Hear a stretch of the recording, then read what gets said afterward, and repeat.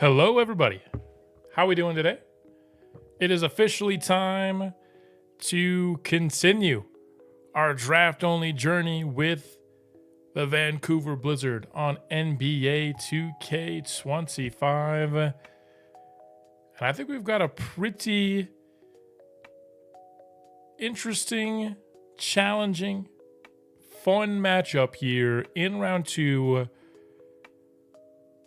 facing off against the Los Angeles Clippers and Allen Larson, one of the most fun players that's been generated by 2K in this franchise.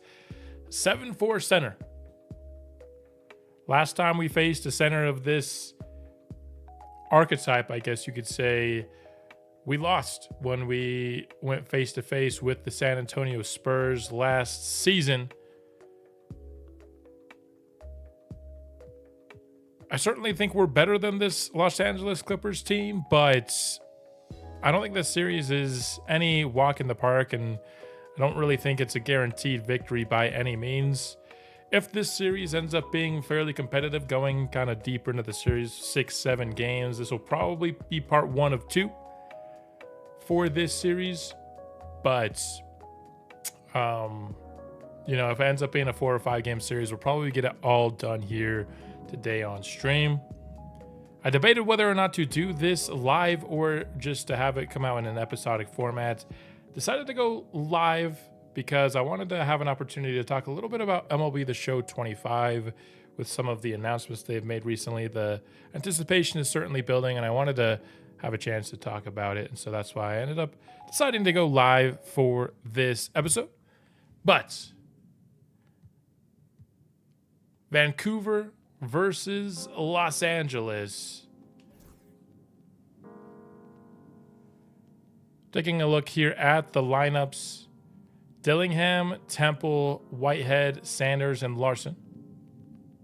Against, of course, the starting five that is, at this point, very well known from our Vancouver Blizzard.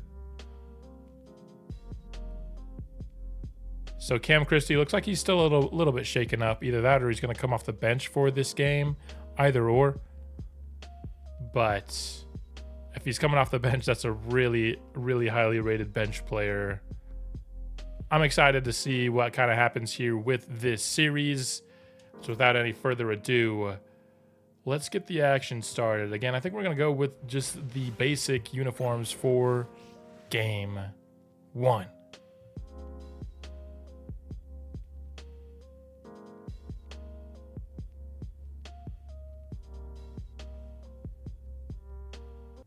Going to turn the music off here as we get excited for this round two matchup. A lot of high level talent on both sides of the ball. Multiple 90 plus overalls. Clippers are really talented on the wings. I think there's a good chance they shut down our wings for the majority of this series. It's going to come down to, I think, Albert Ellis being able to win his matchup against Dillingham. I think that's going to be maybe the key matchup of this series. How do we defend Allen Larson? And as always, we're going to need Ayrton Saramago to do Ayrton Saramago things in this series. Winning the tip is Los Angeles. Right away, they're going to get a shot up for Allen Larson. He rattles home a three. If he's going to be hitting three-pointers, it's going to be very, very difficult for us to stop LA. We got to hope that kind of on those lightly contested jumpers, he's not going to shoot all that well. As the guy we need to shoot well, McKnight, starts the game off with a miss. Dillingham, quick trigger, too strong. Grown man Graham. Inside to Saramago. Mel Sanders caught going for the steal, and it's an easy basket for the two-time MVP.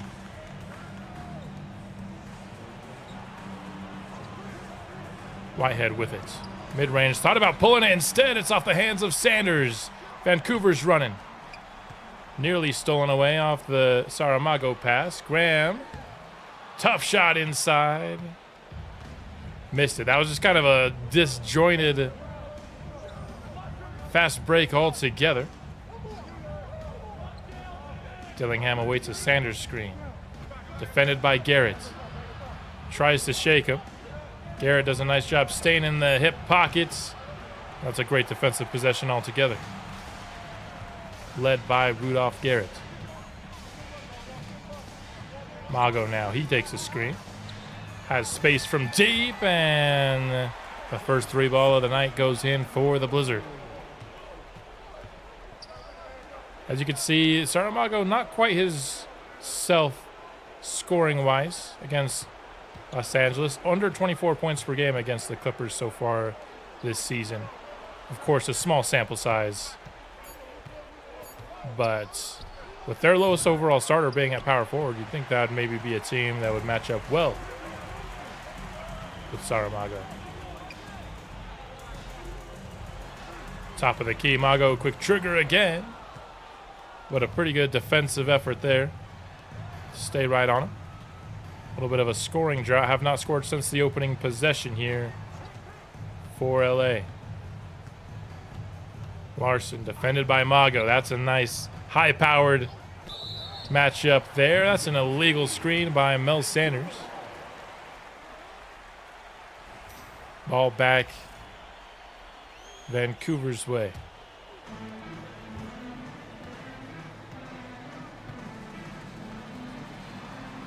McKnight on the wing. Hands it to Mago. Double teams.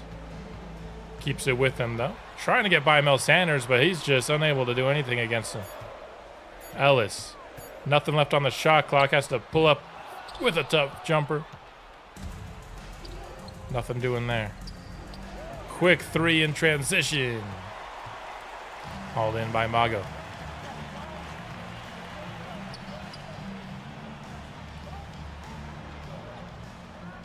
Garrett with it. Finds Mago. Quick trigger. And the 3 is up and in. The second 3 of the ball game for Ayrton.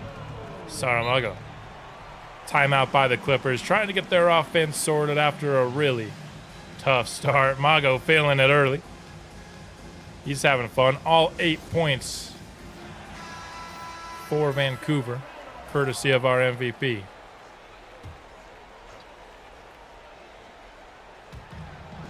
Inbound to Larson.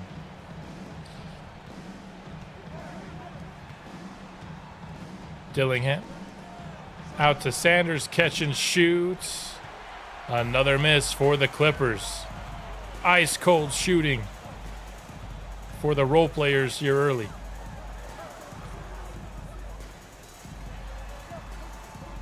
Ellis. Screen from Saramago. And he pulls up with another miss. Oh, for 2 early for Easy A.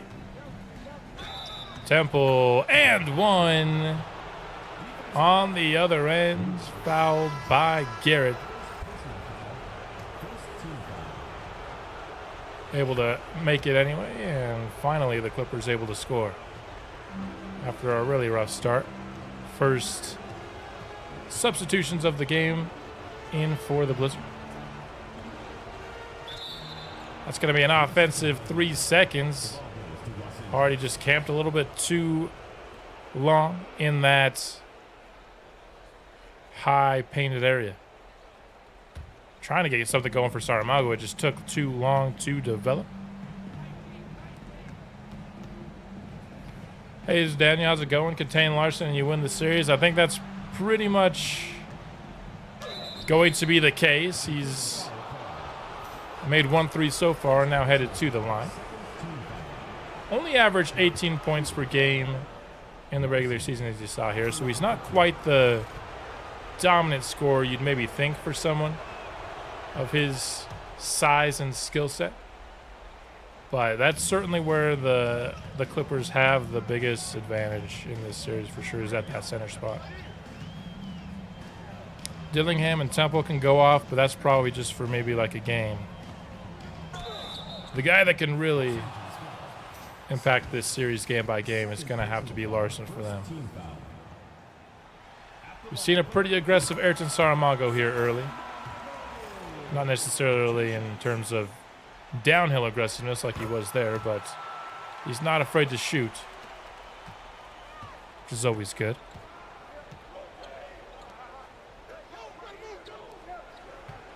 Dillingham attacking downhill. Now swings it around. Whitehead pulls up for three.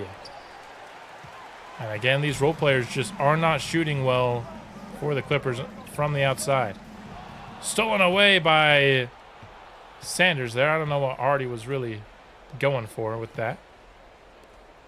Larson pulls up and misfires. Nice defense by Mago. Artie with it. Christie, top of the key, gets a screen. He goes downhill. Thought about taking it, but instead, Vancouver needs to come up with something here. It'll be a Ayrton Saramago three, right in the face of Larson. Does not need a ton of space to fire with that 6'11" frame. Wide open is Alan Larson. His second three ball of the game falls. It's been pretty much all Saramago and Larson here early in game one. And I think this timeout is a perfect opportunity for us to hop into the Simcast for the first time here in game one. Been a pretty back and forth first quarter here and tie ball game. Heading into the second, let's hop back in here. Let's see some Albert Ellis led minutes for Vancouver. Ellis, Garrett, and Christie with Miller and Graham in the front courts. Nice pass by Ellis. Finds Max Christie, who cannot fire. On the other side, it is Cam Christie. The brothers defending each other right now. Colby White at the point guard. Nawara and Sadiq Bey with Alan Larson, who you see here putting in some post work on Michael Graham. So the Clippers have their best player on the courts. The Blizzard currently do not. So this is a big-time stretch of minutes to monitor here. Nice acrobatic finish by Max Christie. Which Christie brother can get the better of the other in this series? Going to be a fun little storyline to watch. Of course, Cam for this game and maybe game two will be dealing with a minor injury, which could affect things. Drop step, and Larson back-to-back buckets. Graham not really able to do much to stop him so far. Miller. He's got a three, and he's got a make. Really easy look for him. Pick and roll with Nawara. Nothing doing there. Bey awaits a screen. He pulls up from deep off of it. Rebounded by Easy A.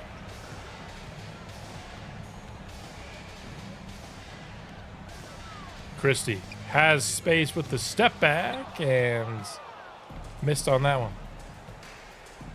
38-37. A couple minutes here into the second quarter. Been a fairly high-scoring ball game so far.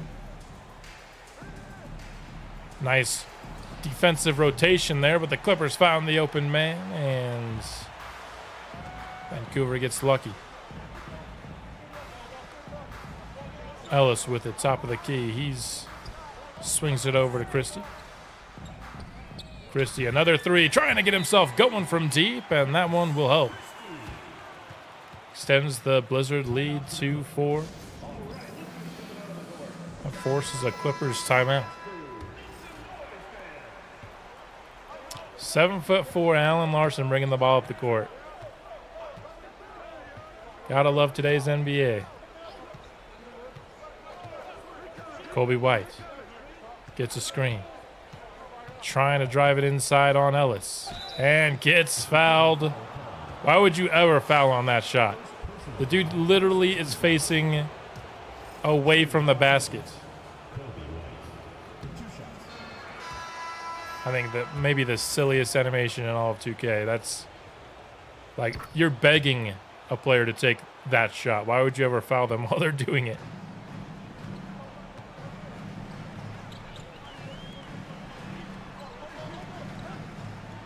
Miller. Inside to Ellis. Nearly stolen away by White. Instead, it's an easy layup. Whenever you can catch a player going for a steal and missing it, it's always going to be just the easiest of buckets inside. Cam Christie swings it right back to Temple. Inside, Dariq Whitehead. Wide open. Pretty similar play to what the Blizzard just ran.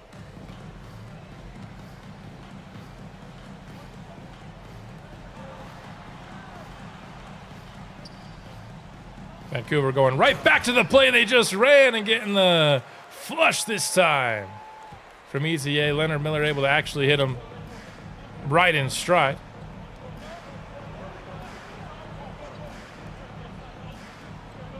White with it. He goes into the post. Larson. He gets fouled by Michael Graham. 14 points already for Alan Larson. So far, we are not containing Larson. And it's really the only thing keeping LA in the ballgame. I'm not saying that that's an easy task by any means.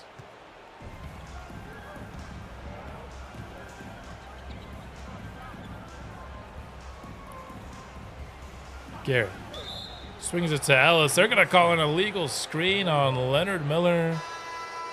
Clippers ball here. Not sure how much I agree with that, but it is what it is.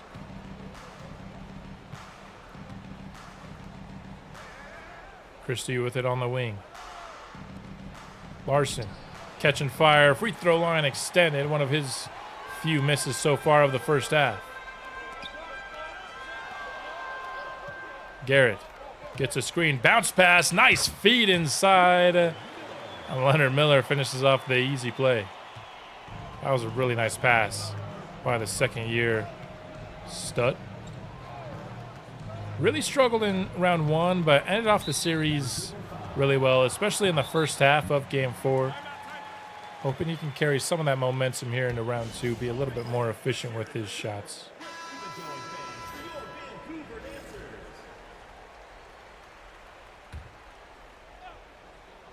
Now 5 minutes here into the second quarter. Quick trigger from Alan Larson. Vancouver coming the other way. Christie, tough shot inside, and a little bit too much mustard on that shot. Christie pulls and hits it for the Clippers. Got a 2-point ball game.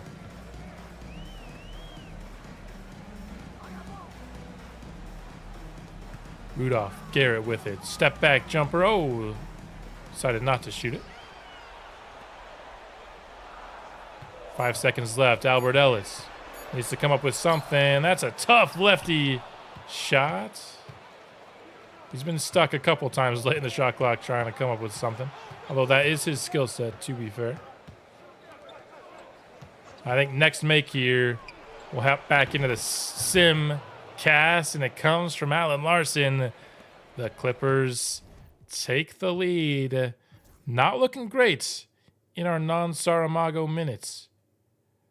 It's a little bit of a theme for us. I feel like we weren't doing a great job of getting good shots. Maybe a little bit too much Cam Christie, I would say, as we head into the halftime. I mean, yeah, this pretty much sums it up. 28 points at the half for Ayrton Saramago, the only player in double digits. We've had a really bad game for who is this? Cameron McKnight. He was awful.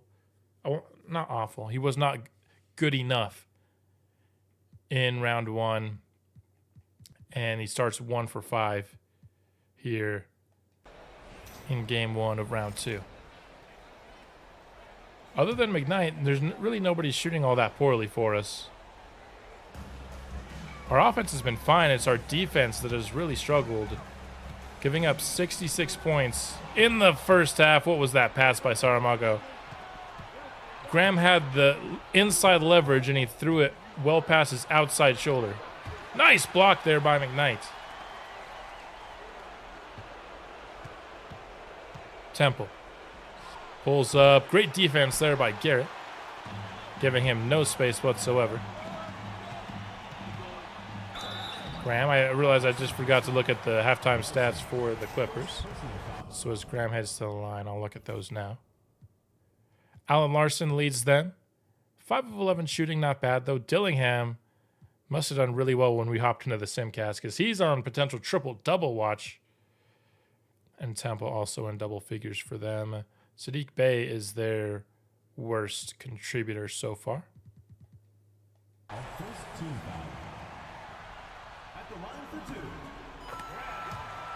First one rattles in for grown man Graham. We're going to need an emphasis on that grown man part here in the second half, guarding Alan Larson.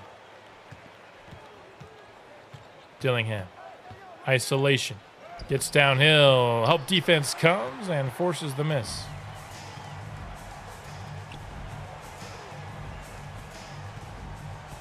Ellis on the wing, trying to set up a post touch for Michael Graham. He did not realize the double came and just gets swatted by Larson.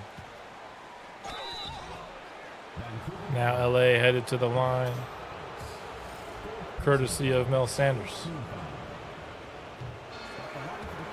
Brick the first.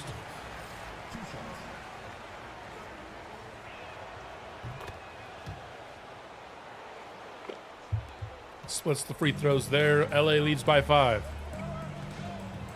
Saramago. Been our best player by far today. What a nice play. Slithering through traffic, which is pretty impressive considering his size. How's it going, Ricky? Happy to have you here in chat.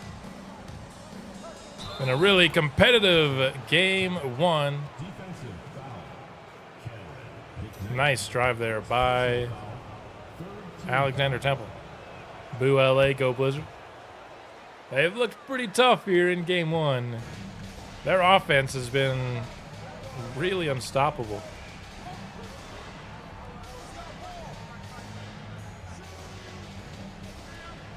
Ellis with it.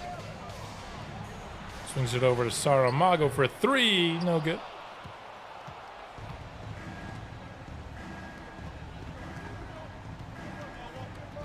Temple gets a screen.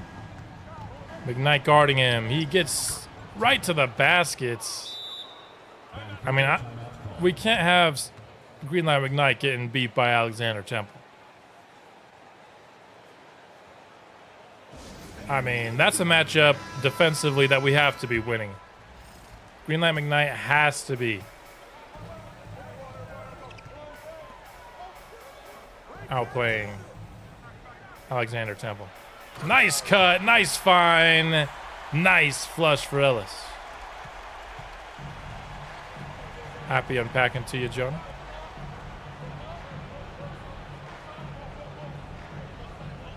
And LA goes to a very similar play on the other end, and I was a little bit too wide open for my taste.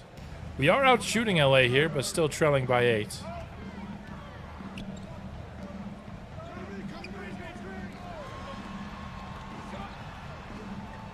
Top of the key for McKnight. Finds a wide open Albert Ellis. I don't know why I couldn't say his name, but he missed the easy jumper.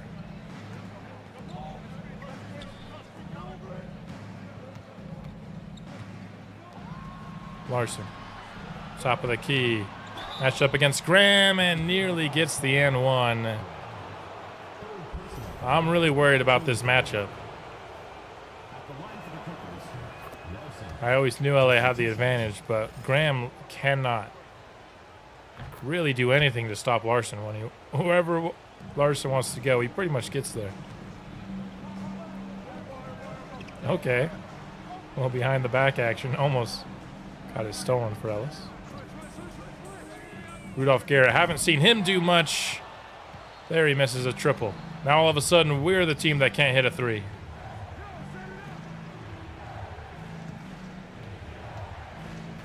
Double-digit lead here for the Clippers. Temple, no good from deep.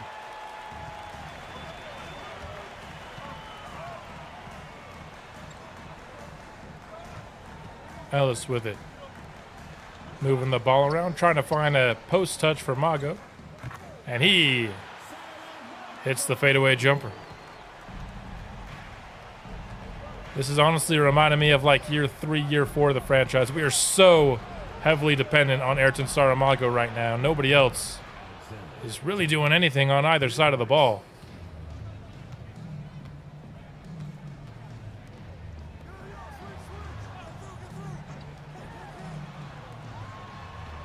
Garrett, defended by Whitehead. Albert Ellis, another miss. So glad you're live. You need something to distract me from how bad the Suns are. Yeah. It truly is unfortunate. Alan Larson hits again. I'm not feeling game one right now, guys. Nobody's having a good game except for Mago, who just committed an illegal screen. Ellis can't hit a shot. McKnight can't hit a shot. Garrett hasn't hit a shot from what we've watched yet. Has Max Christie been our second best player? That's never a good sign. Larson trying to pick up a foul there, but won't get the call.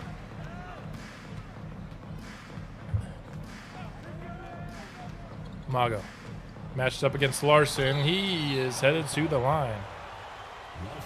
Only Larson's second foul, so especially with the 7 foul out rule, not really anywhere close to foul trouble at this point in the game. Mago goes 2 for 2. 81-70 in favor of the Clippers.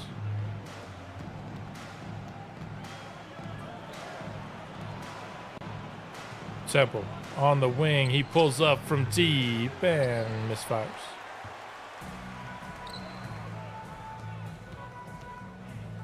Christie to Rodman. He drills the catch-and-shoot jumper. Finally, somebody hits a 3. Somebody other than Saramago has scored here in the third quarter. That's breaking news. Great defense on that Mel Saunders jumper. Rodman with it again. Defended by Temple. Mago gets it in the post. Step back jumper is off the mark.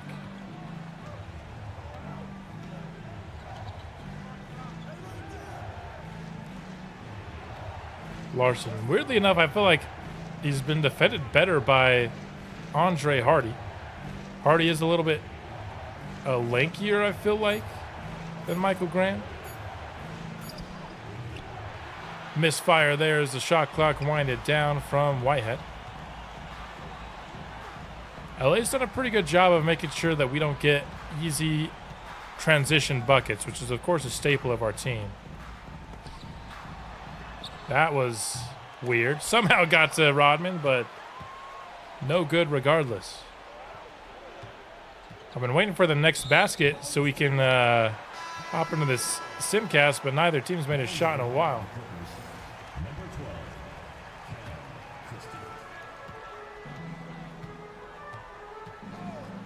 Screen by Mago. Rodman pulls up for 3. We need somebody to hit a basket, please. Why is everyone trash except for Mago? It literally feels like we've gone back in time 3 seasons. Finally, somebody scores. I need a break. I need to see some simulating into the future here. That was awful to watch. Nobody was doing anything. 11-point game, so we didn't trim the fat off that lead at all in this simulation. Hardy's 1 for 4. I mean, you look at these numbers, nobody's shooting terribly, but it's all Ayrton Saramago. He has more than double of the second highest scoring threat for us in this game, which is not historically in this franchise been our recipe of success. Yes, Saramago can be Superman, but we've built this team, or I built this team so that he wouldn't have to be. Yeah, nobody's stepping up. Especially defensively. It's been a really bad game defensively. Like, they're already over 100 points, and we just started the fourth quarter. Offensively, like, we're not even doing bad. 90 points right now, you'll take that in most games. Not when we're defending the way we have here in game one.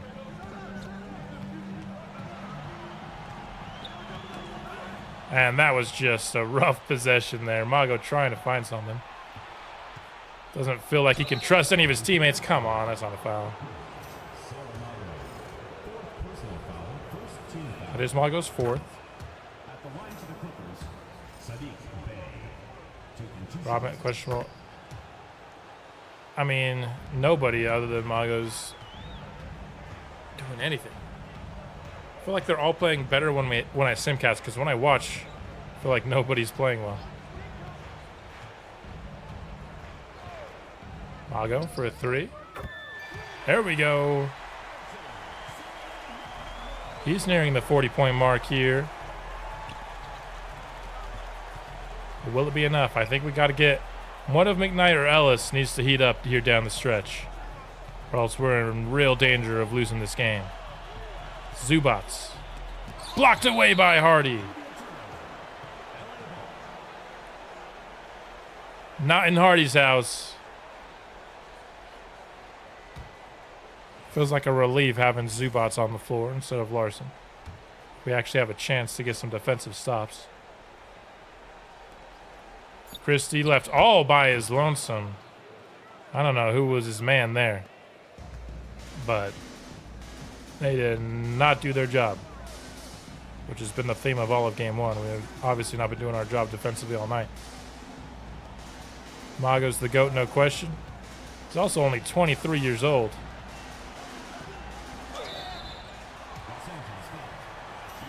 He's got a lot of basketball ahead of him in his career.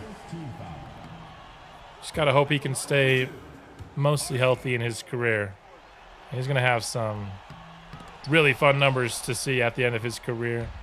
Hardy just went 0 for 2. That's the kind of night we're having. It's just not happening tonight in game one. It just has felt like a Vancouver loss really ever since that second quarter stretch that we watched. First quarter stretch looked pretty good.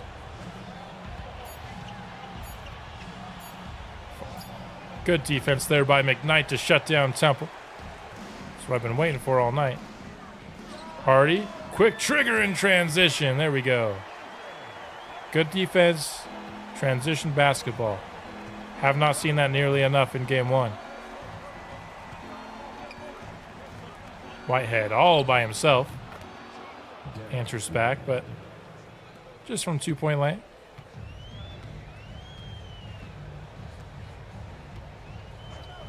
Miller, wide open, please. No good from 3. We just need somebody to heat up with their jump shots. Anybody. Christie, he looks like he's re-injured himself on that jumper. It's not a good look for LA, and they'll call a timeout here after Sadiq Bey falls in the rebound. Still about a minute away from Albert Ellis checking back in. It's got to be Albert Ellis checking back in and getting hot here in the fourth quarter. I feel like that's what's going to have. That's going to have to be the formula here for us to win this game. Whitehead just left all alone again. What are we doing? He had like 4 seconds to shoot the 3. He took all of those seconds and still was wide open. Got to work through some screens here, people. Magos still trying to do it himself.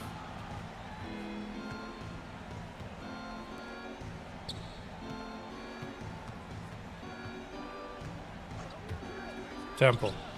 Open on the baseline, but cannot find the range there.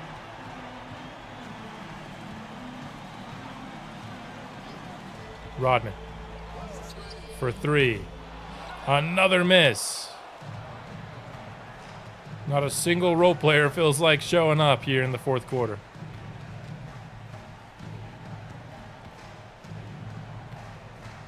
Temple downhill, swatted away by Andre Hardy, trying to convince the ref it's Blizzard ball, but I don't think you're going to win that argument. We do get Albert Ellis and Rudolph Garrett back into the ball game, but unfortunately Alan Larson's also back in. Whitehead fouled by Garrett. Why foul there? There's really no reason to foul there, but now we trail by 14.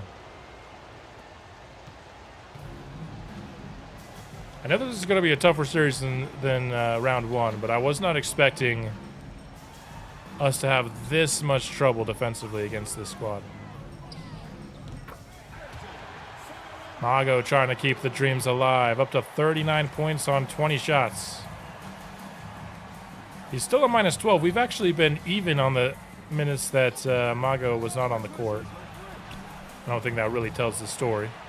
But feels like when he's been on the court, just none of his teammates have helped him.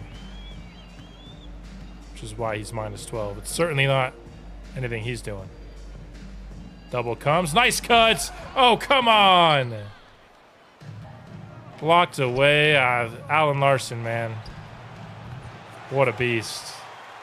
That should have been an easy dunk, but Alan Larson has so much length with that wingspan.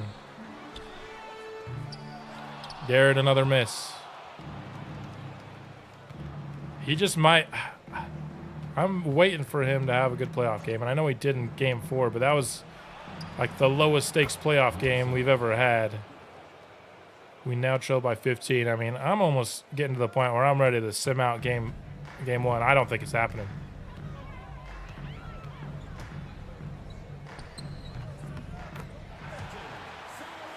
Another Saramago basket. Put him up at 40 points.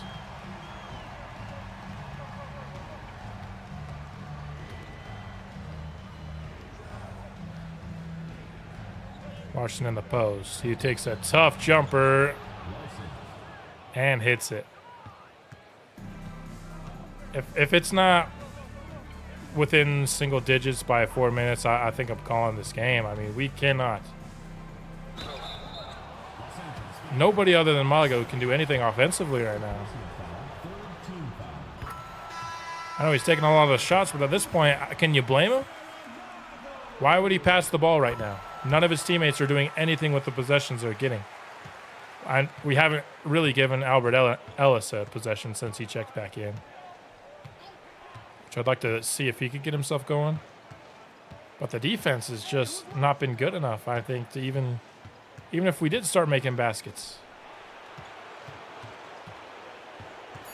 And we're going to have a good defensive possession here. Rebounded by Michael Grant. Ellis. Inside against Dillingham. He will get to the line. Good take there. Nice to see him get aggressive. Only has 11 points on the day.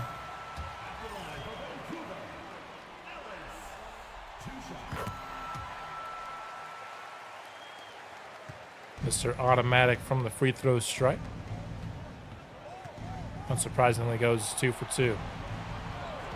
Sanders. Open, but a nice late contest there by Saramago. He at least tried to get through that screen, which is better than a lot of our players are doing. Can McKnight hit a shot? There we go, green light McKnight. Better late than never.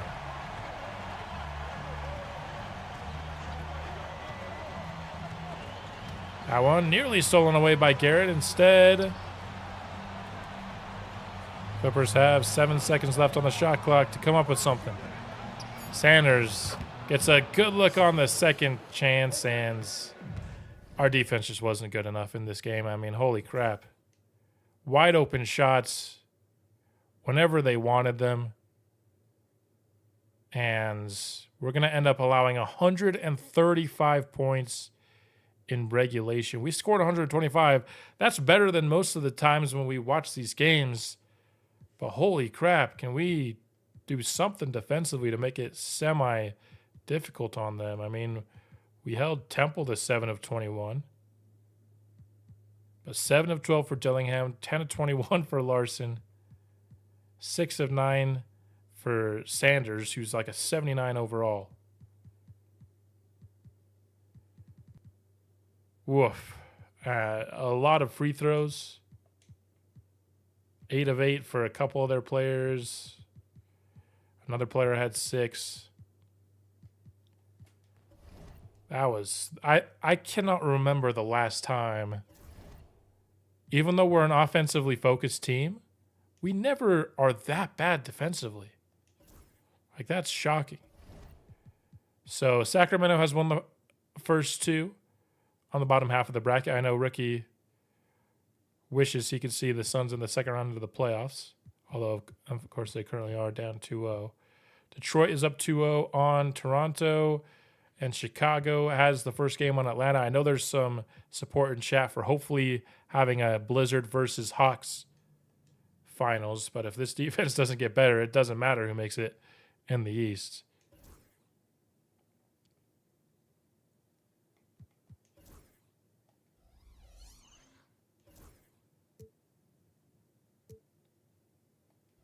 I feel like we got to wash ourselves from that last game by going with some different unis here.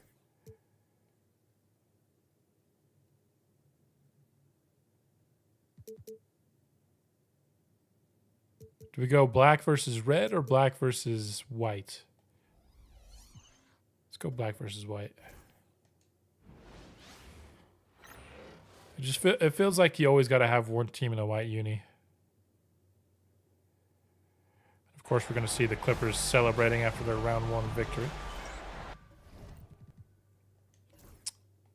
Got to be better in game 2, especially on that defensive end. Clippers win the tip, no surprise. In fact, I think we're going to actually maybe watch the second half of these quarters. Oh, geez, I was trying to not go as fast. So I guess we are going to hop in for the last 3 minutes here of the first quarter. Meant to be the last 6 or so minutes, but 1-point ball game here, 18-19 here early. Let's see who's contributing. Saramago leads us. McKnight's doing better. Hit a couple of threes. Max Christie has come off the bench and started hot. I mean, 2 of 7 for Temple, 2 of 8 for Dillingham. We're doing a much better job on defense. And then Larson has only gotten 2 points from the free throw stripe so far.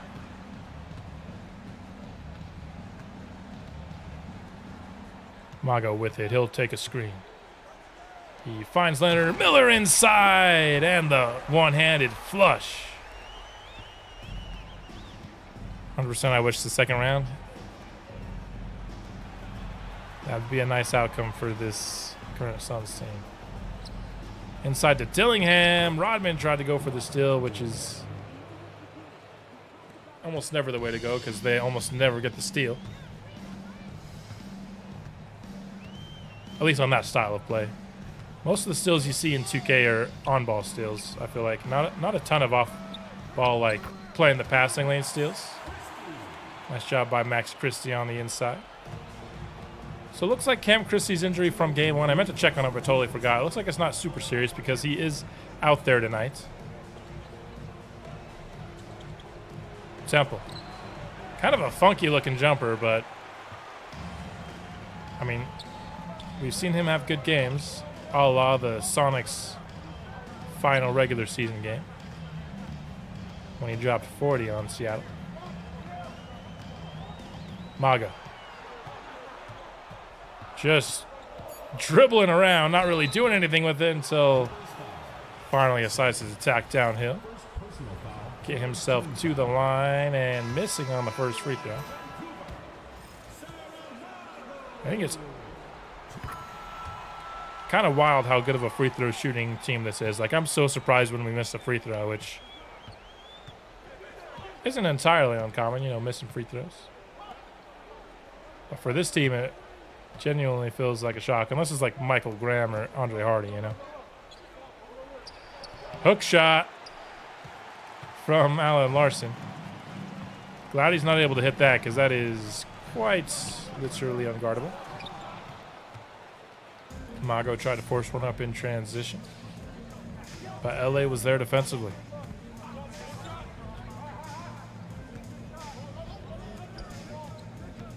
Sadiq Bey. He'll go baseline on Andre Hardy, and now he's headed to the line.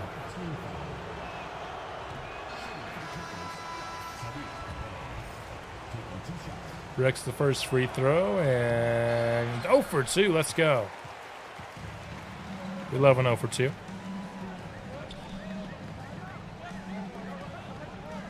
Miller. I'm not so sure about that shot.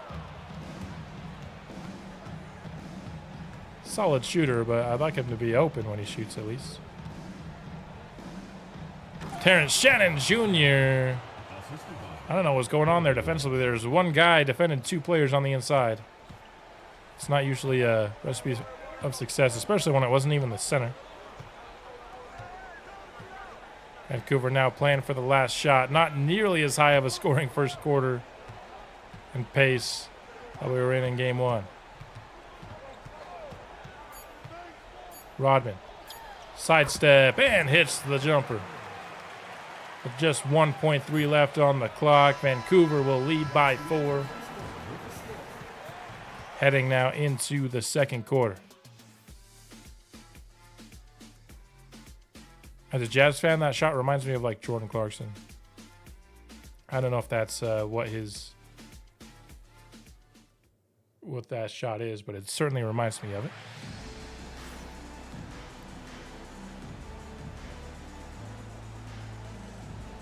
Heading in the second quarter here, we are back into the Simcast. Let's see if we can hold on to our lead.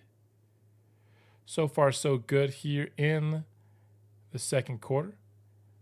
Now we lead by 12 here. Albert Ellis, much better here. Already in double digits, 4 of 5 from the field.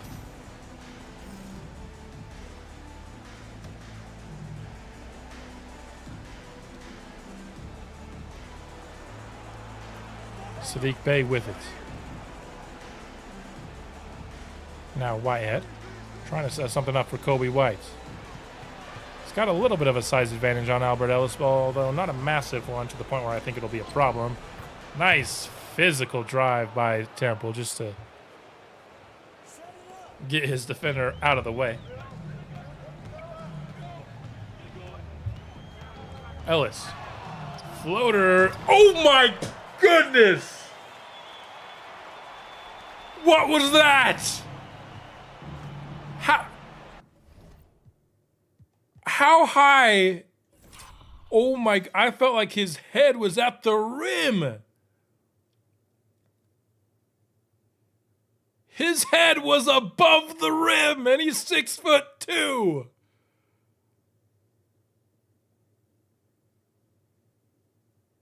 That might be the craziest play.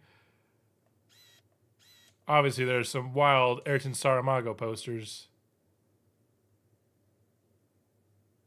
He goes for the floater. His head was above the rim. I got to get like a good angle of that for like a snapshot or something. Unfortunately, it's kind of hard to. Holy crap.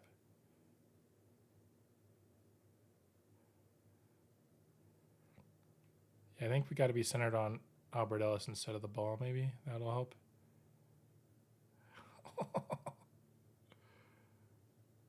Yeah, that's a good one right there. me do this real quick. Oh, that's not the right button. How do I hide? Oh, there it is. Oh, yeah. All right. We're back into this game. What a crazy play by Albert Ellis. Jeez.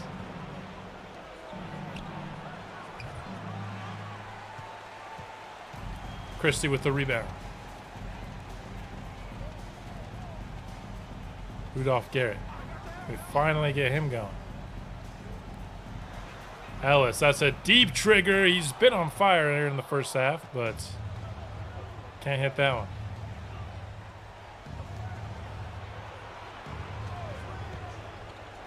Temple from the mid-range. He's a really good scorer. 22 points per game this season. 40 he dropped in the final game against Seattle. Hasn't shot particularly well so far these playoffs, but he can hit tough baskets. Ellis, that one goes from deep. 13 points here in the second quarter alone. Just night and day how last game we were so bad when Saramago was off the court. Actually seeing some contributions from non-Saramago players, and this is the result. Also, obviously, a much better defensive performance. LA still only 46 points, although, of course, there's still a lot of time left in the second quarter. Ellis, all alone. Isolating against Kobe White. He'll pull up baseline and miss.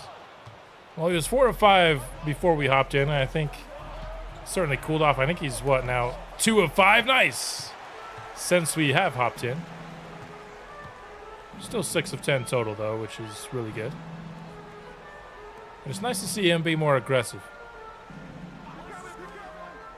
Ellis, another good look. And, yeah, he's definitely cooled off. Just 2 of his last 6 after starting 4 of 5.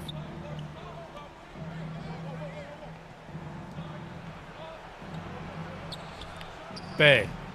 No good. Garrett on the glass.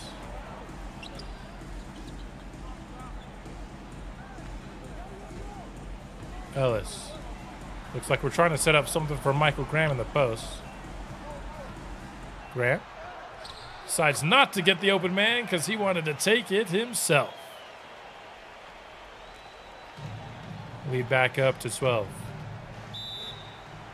Los Angeles timeout on the play. We'll get McKnight and Mago back on the court following the timeout.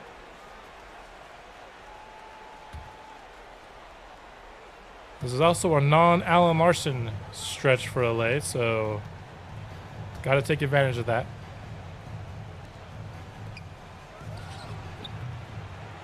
No good from Temple.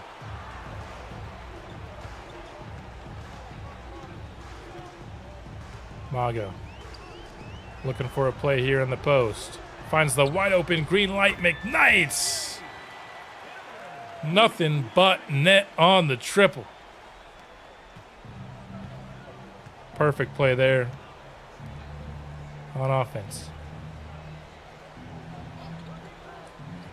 Dillingham inside. It is. How do you not block that if you're Saramago? I thought that thing was going to be a big-time block. But hey, Robert Dillingham, he's a pro. He knows how to shield off the big guys inside. Ellis.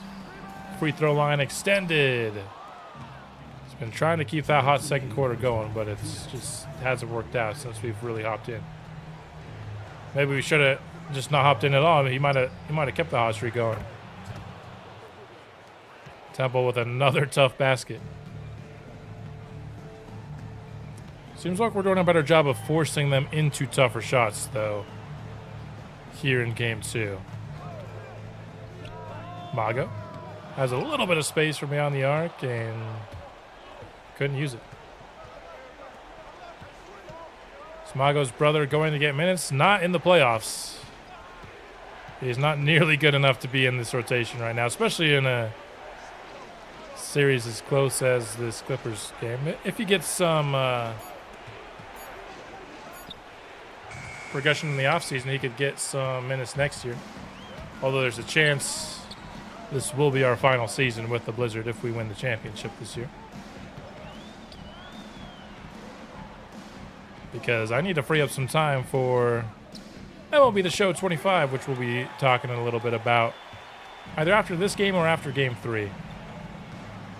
Solid first half for Garrett, 3 of 6 from the field for 7 points so far.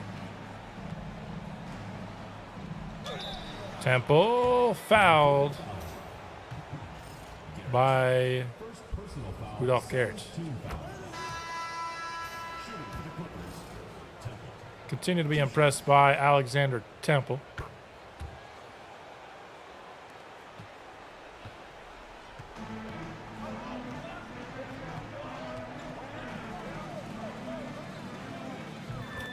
That's a good 3 by Saramago. Maybe next season. Yeah, if he goes up, and maybe even if he doesn't go up, because if we have to trade Max Christie, that's probably just going to be minutes for Thiago Saramago either way.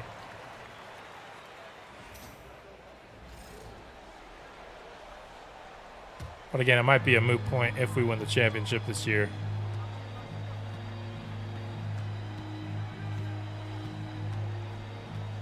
Vancouver playing for the last shot here of the half.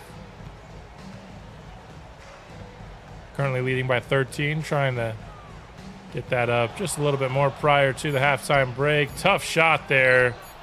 Mago has another chance at it, and he hits it at the buzzer. 68-53. That's a lot more like it here in Game 2. Maybe we just got to always wear the Vancouver Vice jerseys.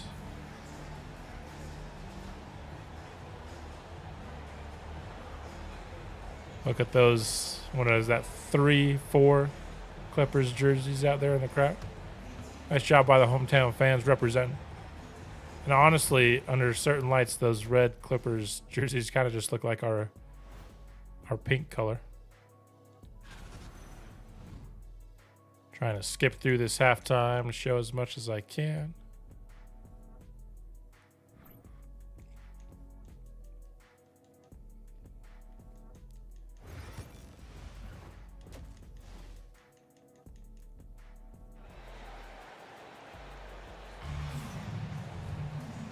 There's a little peek at Thiago Saramago talking with Coach alongside Peyton Pritchard and Max Christie. That's a weird trio of players to be huddled up next to Coach.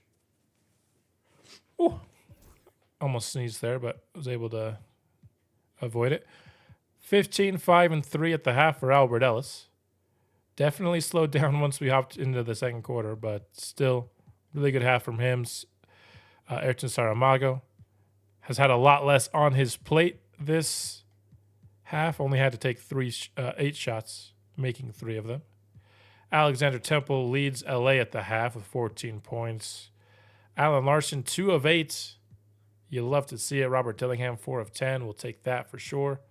Just much better defensive effort overall for us in that first half. Let's see if we can keep it going here in the third. Right now, so far, so good.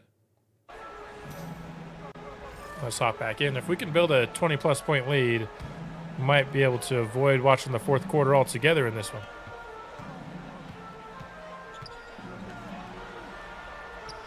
Rodman, that's a questionable shot.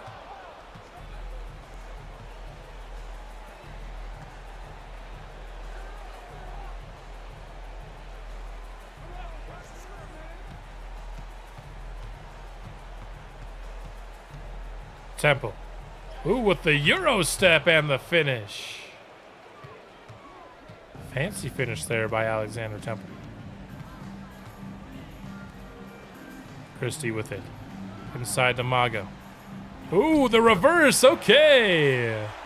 Both teams go with a little bit of the finesse on the inside. We love to see it. Saramago not typically a finesse player because he just overpowers everybody. But nice to see that he has it in his bag when he needs it.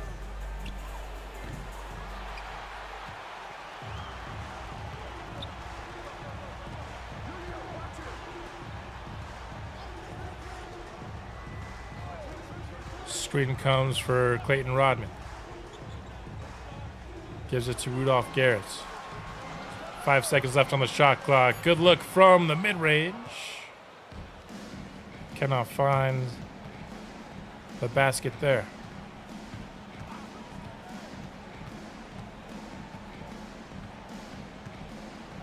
Dillingham, top of the key. Swings it over to Alexander Temple.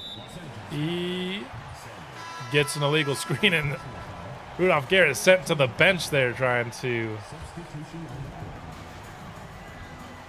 contest. Need to even it up. Yes, if we go 0 for 2 at home, which it doesn't look like it right now, I'm feeling pretty confident about this one.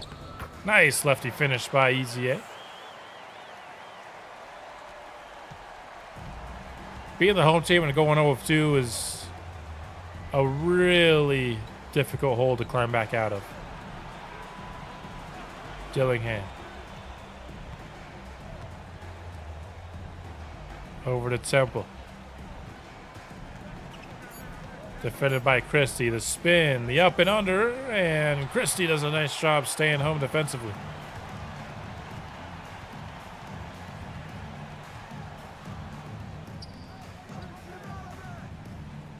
Ellis with it, trying to set up a McKnight three. He's wide open and around the rim and in. And the lead extends to 20 plus.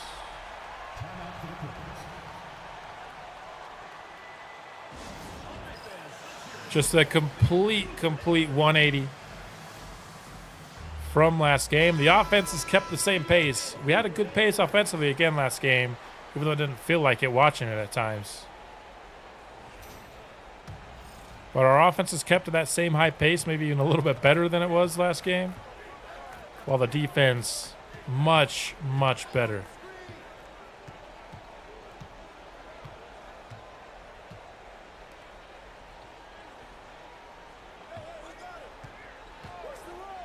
Christie.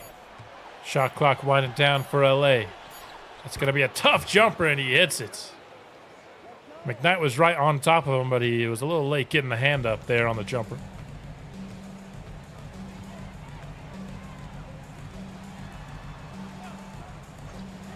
Miller for a three, no good.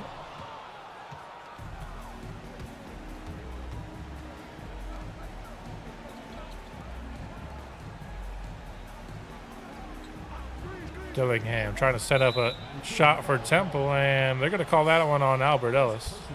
Thought for a second it might be another illegal screen, and the Clippers are in the bonus, so they get some free throws here. Christie, 2 for 2.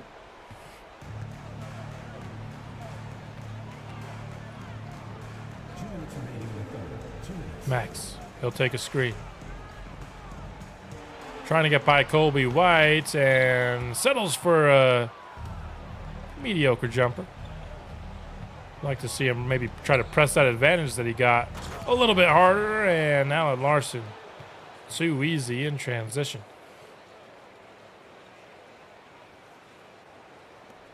Nice cooperation there from the fans. Hoping it's inbounded.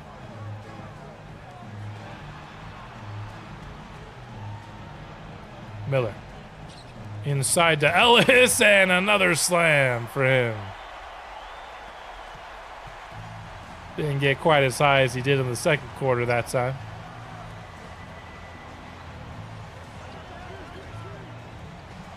Christie, all by his lonesome. Lucky to see him miss there.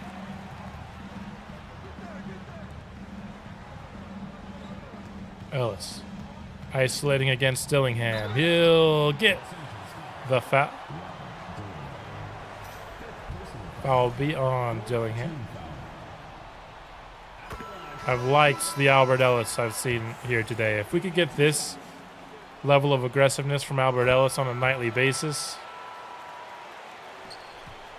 he just doesn't have all that high of a shot tendency, so you're not going to see him always shoot a bunch.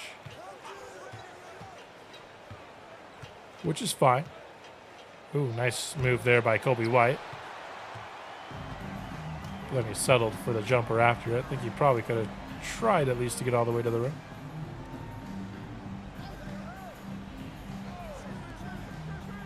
Max Christie with it. We had a 2-for-1 opportunity, but we took too long to get the shot. But in the end, we got a good shot, which is what really matters above anything else. Final 12 seconds here of the third quarter for the Clippers. Kobe White swings it to Allen Larson. He drills it from deep with 1 second left. But still 96-77 after 3. And a very much needed bounce back game in game 2 after a disappointing game 1 performance, to see us come back here and really take care of business in 3 quarters. Now, it is worth noting that in game 1 of round 1, we led by 20 in the 4th quarter, and we blew that lead. So we gotta not be 100% sure of this victory yet, but we'll hop into the simcast here. See if we can avoid allowing the Clippers to come on some crazy comeback. So far, we've kept that lead, so we'll keep in simulation here. No sense hopping into a game that's pretty much over. Will save us a little bit of time here on this series long term. And 133-109 is your final in game 2.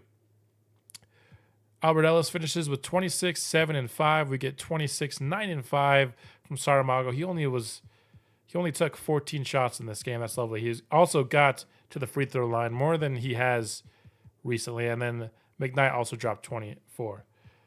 The big 3 all showed up today, which you love to see. Rudolph Garrett with 15. Michael Graham. I mean, look at how many players we got in double figures here.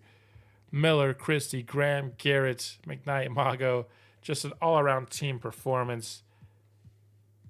And after last game, it looked like nobody but Saramago showed up to the game, having pretty much everybody show up in a major way this time around is really good to see. Temple does go for 30 on us, 10 for 21 from the field.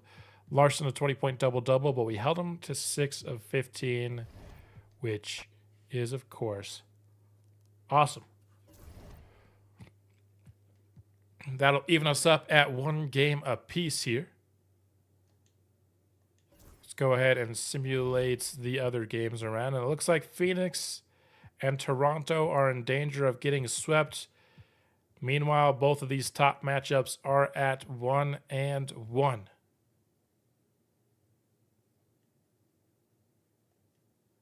I think I will wait until after game 3. That's when I'll take a little bit of a break and we'll talk about MLB The Show, and I'll reveal kind of my finalist teams that I've been thinking of and why I like them as potential options. But we're on a hot streak after game 2. I want to see if we can keep that hot streak going. Still one on the road here against an LA crowd in that new stadium. I guess technically speaking, no. What I was about to say was false, so I just want to finish my statement there. The Clippers, like us, don't have a crazy home court advantage. Theirs is at a C+ here. And Michael Graham won the tip.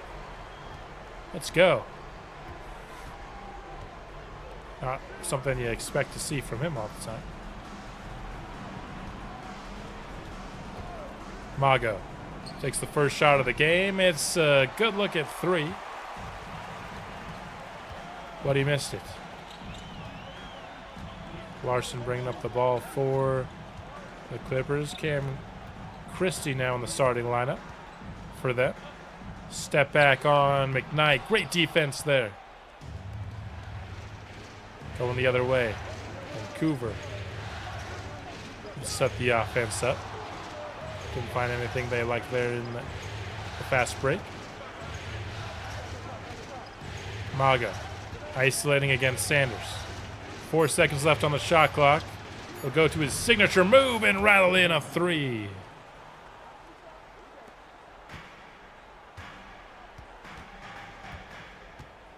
First basket of the ball game.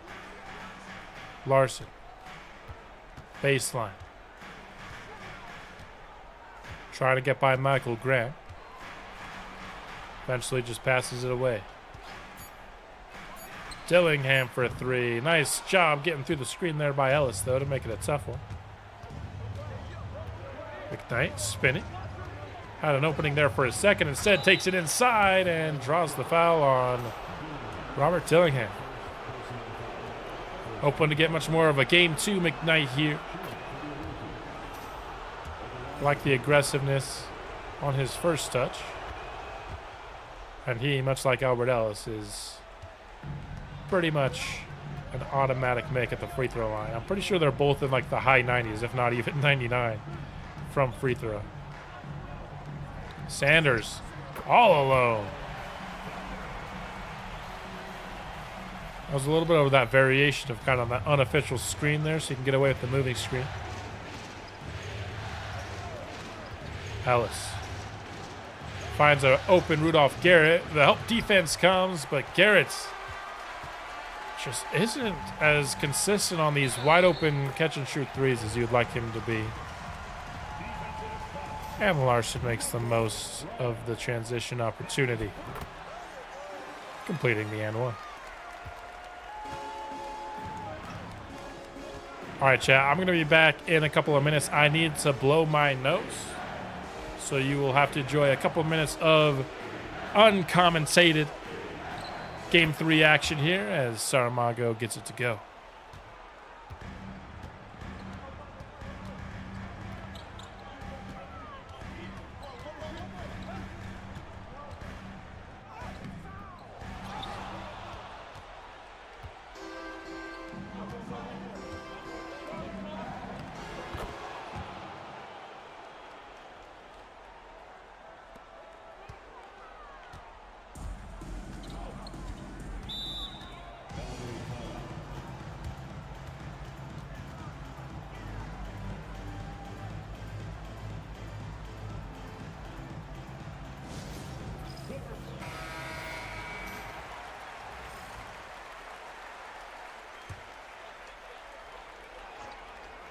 All right, we are back.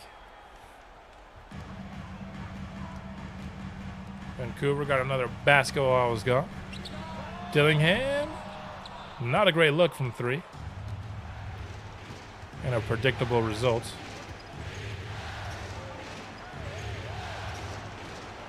Ellis has it. Setting up Saramago for a wide open look at 3. Right down the barrel. Christie, he misfires on the hook. Garrett going the other way. Finds Saramago. Great find by the second-year player. And Saramago hits back-to-back triples. He's off to a really hot start, and already Vancouver has a double-digit lead here. Led by some really nice defensive effort there. Oh, how is that a foul? First personal foul. Second team foul. I don't know how that's a foul there. Cam Christie's pretty confident it was, though. Free throw one is up and in.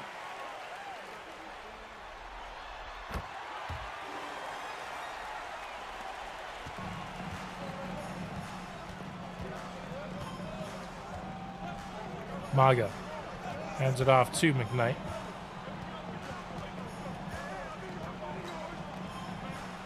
Rudolph Garrett with it now, top of the key. He's going to try to drive in on Whitehead. Ooh, the half spin gets him open and the flush. Where's that Rudolph Garrett? I wish we saw it more, because his jump shot just hasn't been working in these playoffs.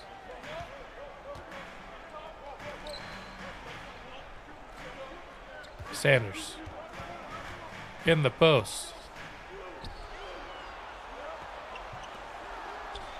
Out to Whitehead, catch and shoot, and Saramago hauls it in.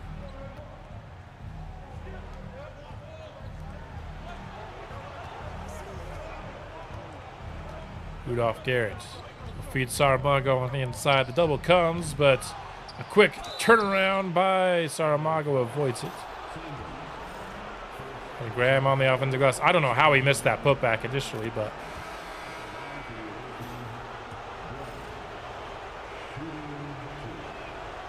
Garrett or Graham. I definitely get those names mixed up because they're both G names and they came in the same draft class, of course. Next basket here, we'll hop into the Simcast. And oh my goodness, Robert Dillingham just took it right to Clayton Rodman. Wow. I've seen both of these smaller point guards make some pretty impressive athletic plays. Gotta be honest. This time we will not hop back in until maybe halfway through the second quarter.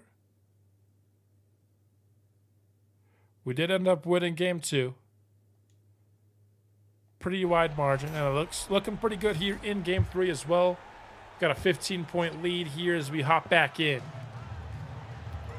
Let's see kind of who's doing well. Temple leads them, has not missed a shot yet. Cam Christie's not had the best of games. Saramago 7 of 10. He's been really good. And then Grown Man Graham in double figures for us right now. That's our second leading scorer. Kind of surprised by that. I mean, center might be our least, center's our least favorable matchup in this series. Expected this to be a pretty quiet Michael Graham series. But we'll take what we can get.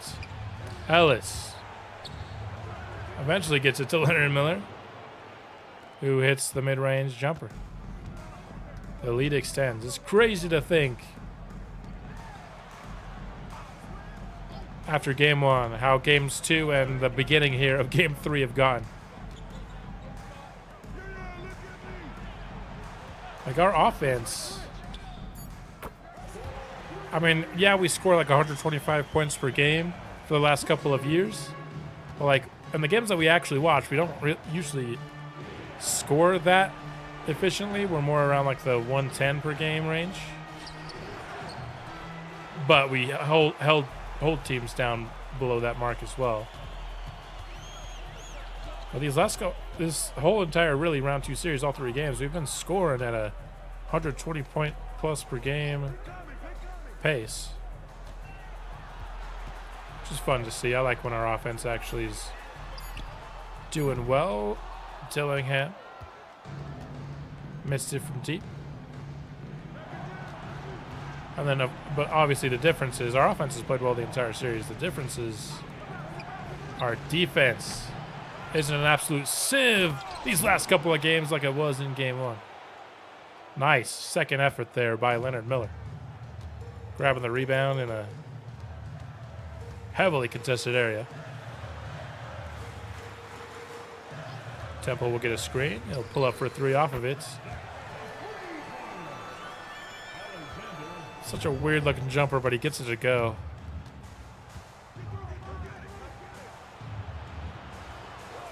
From the corner. Garrett for 3. Please hit a jumper, dude.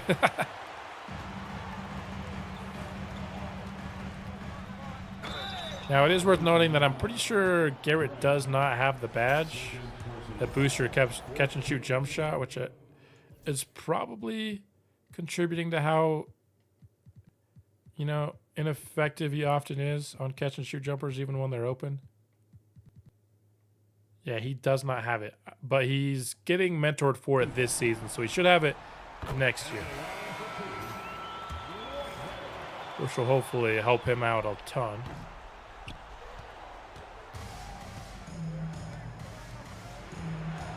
Because he looks really good when he drives, he just doesn't do it a ton. Which is fine, Rudolph Garrett's not really the top priority for our team. In fact, he's not even a second or arguably even the third priority.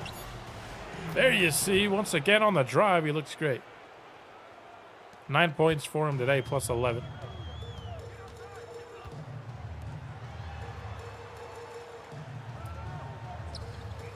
Dillingham open on the cut.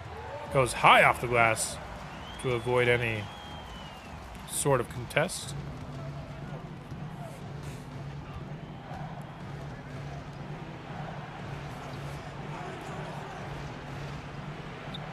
McKnight to Saramago. Right.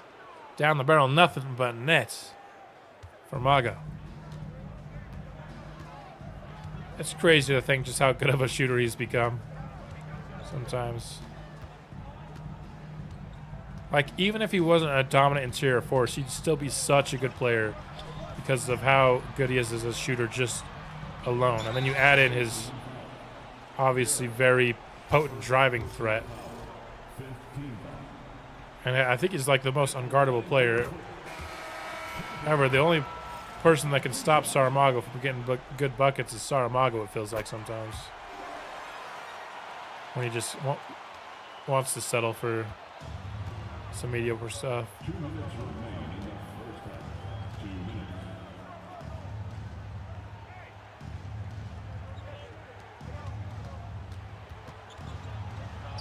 Ellis, that's not a great look. Hopefully, hope he can create a little bit more separation than that. Temple, defended by McKnight. He is headed to the line. Continues to give McKnight problems. I got to give him props. 17 first half points, man. He's potentially on pace for a 40 bomb. Because those 2 free throws put him up to 19 first half points. The last 2 games, it's been Alexander Temples as the main guy for Los Angeles. But, hey, when Alexander Temple is our #1 problem, that's typically boded well for us overall. Larson already has the Gatorade marker on him. Doesn't stop him from hitting that shot.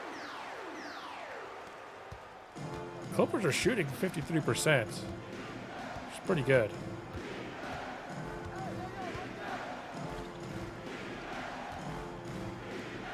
Mago's got to get out of the paint there, and he does. Ellis. No good on the off the dribble 3. It was a pretty good look. Don't look at that look at all. He's definitely not been as good here as he was in game 2. But so far, it hasn't hurt us too bad. Ellis gets a screen from Graham, passes it to him. Pick and pop, and a solid look, but it's off the mark. LA could trim this to single digits if they drill a 3 here. Step back. What an awkward looking jumper. Ellis will take a 3/4 shot.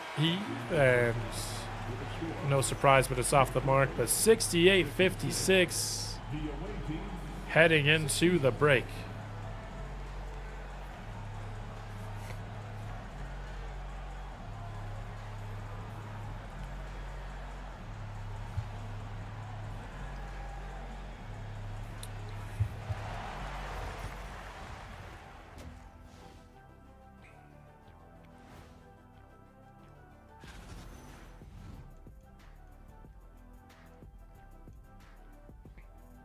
So far, so good here in terms of trying to take the series lead. Gain home court advantage back. 25 first half points for Saramago. 19 on the other side for Temple. He had a chance there at a 20-point first half with the final shot.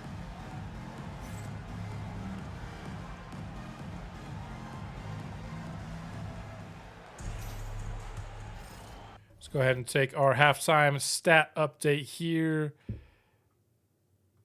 Temple with 19, but also 2 other players for the Clippers in double figures. So Dillingham and Larson are playing better than they did in game 2 still, which is why I think, we're up by 12, but that's not a massive amount by any means. Saramago leads us 5 of 6 from deep. Good night. Michael Graham, 11, 7, and 1. Just 1 of 4 from deep, as is Rudolph Garrett. Both these guys have been much better when they've taken their shots inside the arc. Albert Ellis struggling a bit. But he does have 5 rebounds and 5 assists. So love to see that. Just 1 of 3 so far for McKnight, although he's gotten 6 free throws, which is really nice. He's not a typical high free throw volume kind of player, but he leads us in free throws at the half as we hop into the third quarter here. We'll watch the first half or so of it. See if we can't expand on our lead as much as there's another one of my favorite animations in 2K.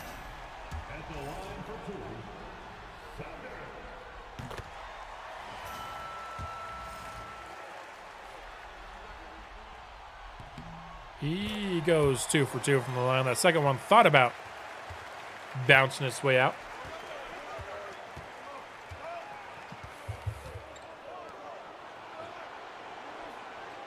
My nose is especially stuffy this time. I'm not sure how much longer I'm going to be able to stream. This is getting really annoying because I have to breathe through my mouth, but then I also have to talk. It's just not a great deal. Christie spinning.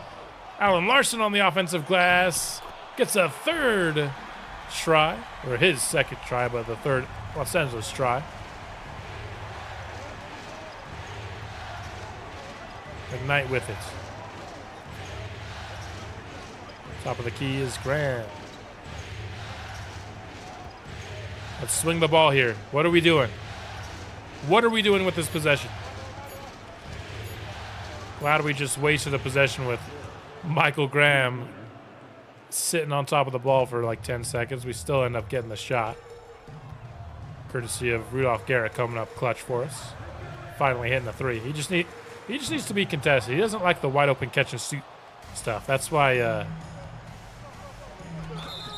he needs the challenge. Nice finish there by Saramago. Yeah, I feel like the original plan for that possession was supposed to be like an Albert Ellis Cup, but then it didn't work, so Graham was just sitting there top of the key. But in the end, we got the basket, so no harm, no foul.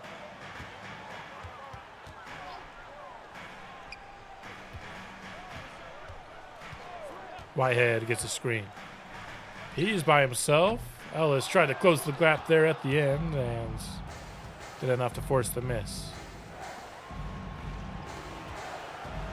14-point game here. Saramago, tough shot inside. Could not quite find the touch. Couple minutes now here into the third quarter. Sanders trying to post up on Mago. We'll let LA take that whenever they want it. Mago, tough shots on the pull-up. As you can see here, #1 assist team in the league are our Blizzard. That's despite not really having like a pass-first point guard. I mean, Albert Ellis does average a lot of assists per game. But I think it's just because we have a bunch of players that are all willing to pass. Oh, we had Saramago open on that unofficial screenplay, but decided not to go to him. So we're going to set up Ellis in the mid-range, but Dillingham works through the screens. Ooh, nice pump fake into the spin. Nice crafty finish there by Easy A. Of course, the Clippers here into assignment.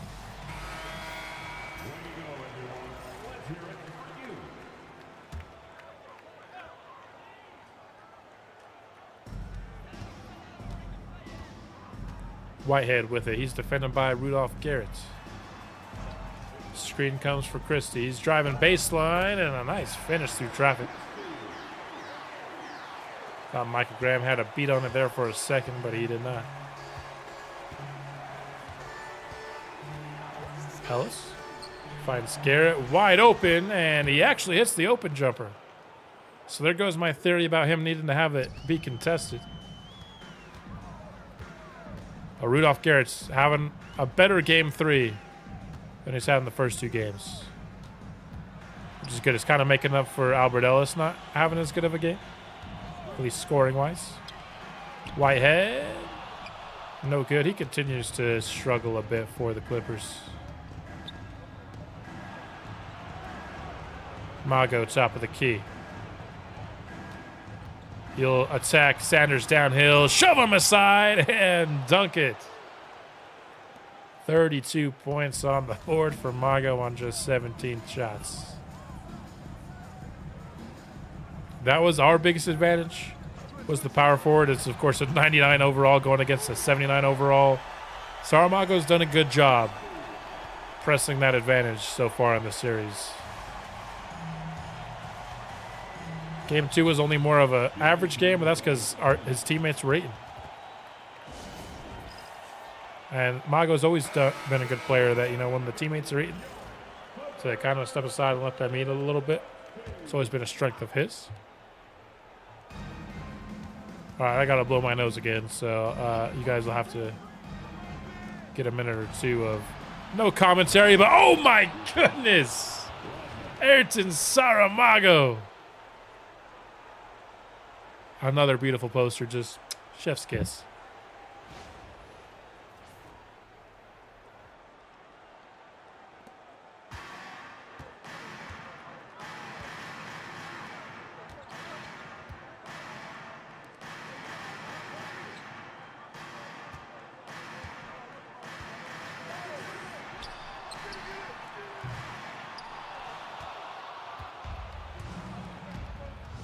And we're back. Max Christie takes the 3. Good look. Rebounded by Saramago. Fouled there by Larson.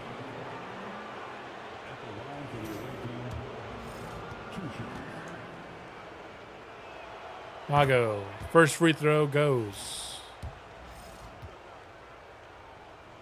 Second free throw also drops in. This team has looked so good in games 2 and 3. Mago has looked really good. Last game, we got really good contributions from Albert Ellis and McKnight. This game, Rudolph Garrett has stepped up in a big way. Defensively, this actually isn't our best game. They're at 70 points just halfway through the third quarter. But our offense has been so good that it hasn't really mattered. I don't know if Garrett's really going to find anything he wants going at Alan Larson there. He eventually passes it out. Mago forced to put up something at the shot clock's buzzer. Well, that's no problem for him. He's better. I mean, he's better than anyone at pretty much anything, but like, he's the best at, hey, there's 1 second left on the shot clock. Please, Mago, bail us out. Feels like he hits that catch and shoot 3, even like when it's contested, more often than not. Oh, spin move by Garrett.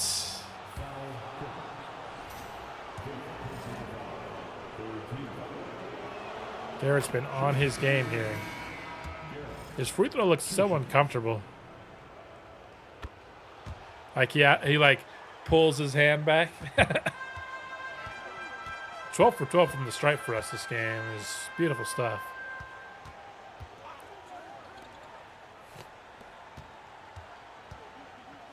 Dillingham to Sanders, out to Christie now.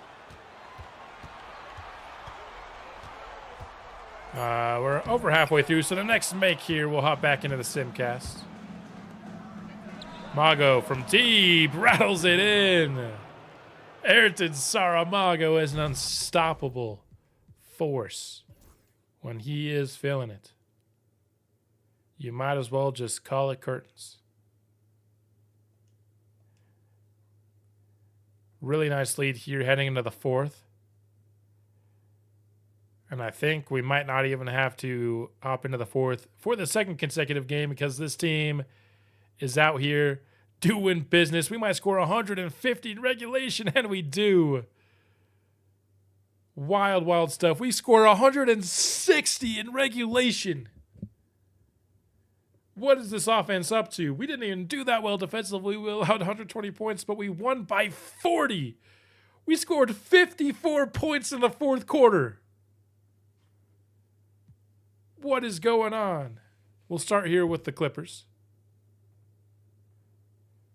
who did have 4 players scored 20 plus. 160 in regulation is insane, especially 54 points in the fourth quarter. When the game was in hand, we got 55 from Ayrton Saramago, who shot 20 of 27, 9 of 12 from deep. Holy crap. Let me look up something real quick.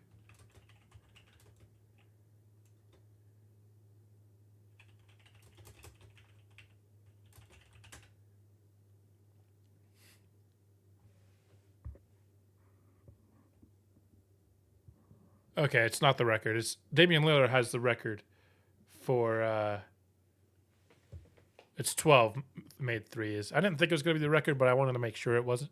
Rudolph Garrett, 29, 6, and 5. Let's go. 19 for Graham, 18 for McKnight. He was still good. He just didn't get as many shots. 8 assists to 1 turnover is a stat you very rarely see associated with McKnight. Double-double for Albert Ellis, 7 of 13. He even kind of turned it around. Just 1 of 5 from deep, though, but shot over 50%. And then Leonard Miller also put up double figures for us today. Goodness gracious. 54 fourth quarter points, man, is absolutely nuts. Sorry if you just heard my stomach growl. That was really loud. Probably should have eaten before I got on stream, honestly. So Phoenix does not get swept. Neither does Toronto. Chicago takes the lead over in the East. So ahead of game 4 here. As I kind of stated, I wanted to spend some time here on stream to talk about MLB The Show 25 and what my thoughts are in terms of what kind of series we might do, as well as what teams I am interested in. So let's get that started. So recently I put out a poll.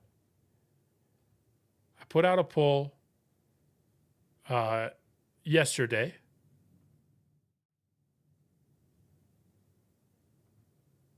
And here are the results, because a lot of the updates surrounding MLB The Show 25 franchise mode, it's all about free agency.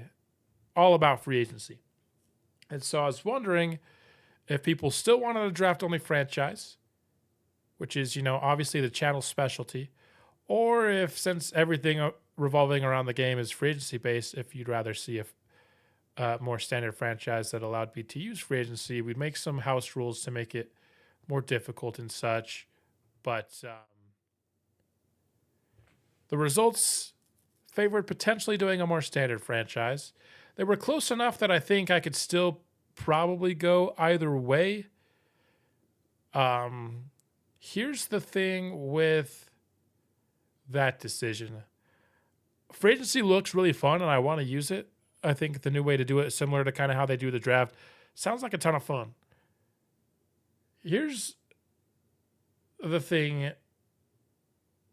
My channel is, my channel specialty has become a draft-only franchise channel, and I think it's probably the best way for new people to find my channel, because if I just do a regular franchise, there are a lot of other bigger franchise creators out there that are doing that style of franchise, that style of rebuild, and so it's tougher for people to find my channel that way, unless I do a very specific style of rebuild, a la the draft only. That's been kind of the niche that I've put myself into to allow myself to separate from all the, hundreds of sports franchise content creators out there on YouTube. So I think free agency sounds really fun to use this year, but I am a little bit worried that it'll negatively impact new people finding my channel for the MLB The Show 25 series. I know a lot of my subscribers that have been kind of sitting in the woodworks waiting for me to release MLB The Show 25. Those people would maybe come back for a non-draft only franchise. But that's just kind of my thought processes on it. As for the teams, though, I'll go through some of my favorite options, starting here with the Toronto Blue Jays. I think they are an excellent option for either style, whether I do draft only or not. They obviously, so these are the MLB The Show 24. I don't have like early access to the MLB The Show 25 or anything. This is MLB The Show 24, which I'm using the live roster, which usually gives you a pretty good sneak peek of what the next year's ratings are going to be. Some of the guys on the live like have 99 fielding. They're always going to have that. You know, sometimes that's a live update that, you know, it's not going to be quite that good, but it gives you at least a decent projection of what the roster is going to be, because they even in the live update include the players that they drafted in the most recent MLB draft.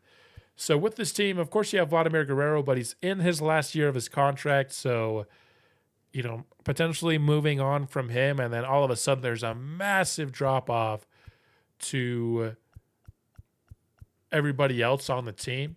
So I think that could be a fun. This team honestly reminds me a lot of last year's Rockies team. So if we're looking for a team that's similar to the Rockies that we could take into MLB The Show 25, it's got to be this team. If you sort here by potential, I mean, there's none of like the really young players. There's like 26 and 25 still young, right? But there's nobody in their farm system that has a potential here. I mean, you're talking about their best farm system guy being Orelvis Martinez. Has he even had? Did he get promoted to the MLB this year? I don't know if he did or not. I'd have to see. But like, you have a couple of Bs here, guys that are 22, a couple of pitchers, a couple of position players, and so this is the kind of farm system where I like a couple guys that you can look forward to potentially being good, but I don't like the farm system to be too good. That's one of the big things for me. I want to have to fill out a lot of the farm system myself. I think that would be the case here with the Toronto team. I think they're really bad now, and I also really like their division. I always want a tough division, but the thing that I think I missed the mark on last year when choosing my division was I was like, oh, the Dodgers are so good. Let's choose the Rockies. But the Dodgers were also kind of an older team. And so by the time that our Rockies were good, the Dodgers weren't as good. Now, luckily, the Diamondbacks went crazy in free agency and they became really good. And the Giants became good with some of their draft picks. But the reason I really like this division, I think it's my favorite division to go into this year, is the Baltimore Orioles. I mean, look at their young core. 22 years old, Gunnar Henderson. He'll still be really good. Adley Rutschman will still be really good. Like a Jordan Westberg will be really good. Jackson Holiday will be really good by then. Grayson Rodriguez, guys like that. They have a really good young core that will be very good when potentially the Toronto Blue Jays would be very good. So also, I think the Red Sox aren't that good now, but they have a really solid, like they have a ton of B potential and even some A potential prospects in their farm system. So I think they'll be good by the time we get good. And then you have the Yankees, who very easy team to root against. So division wise and kind of state of the roster wise, I really like the Blue Jays. Up next on my list, again, this isn't necessarily in order or anything. These are just the guys that I'm considering right now, would be the Miami Marlins. I love the Miami Marlins jerseys, especially their kind of red alternate jerseys. So that's one of the reasons I really like this team. Another one is division, because they are in the same division as the Atlanta Braves, is another team that just has a lot of really good young players that'll still be good by the time we were able to rebuild the Marlins. The argument against the Marlins would be that they might just be a little bit too good. If we did a draft-only version of them, then you could argue, because a lot of their players that have high potential are already on their MLB team. And, of course, in a draft-only franchise, we'd have to get rid of all of them. And their their farm system isn't amazing. They do have a potential 19-year-old here in Noble Meyer, but then a lot of the other guys, Connor Norby would be a guy you look forward to rebuilding around, but a lot of their guys are already on the MLB roster, so we wouldn't actually be able to use them in a draft-only setting. So I think the Marlins I'm interested in only if I do a draft-only franchise. If I do a regular franchise, probably not so much. The opposite of that would be the Pirates. I am not interested in doing a draft-only rebuild of the Pirates, but in a regular non-draft-only rebuild, they're definitely like jumping up towards the tippy top, right up next to the Blue Jays in my mind, just because Paul Skeens would be a really, really fun player, I think, to have at the center of a rebuild.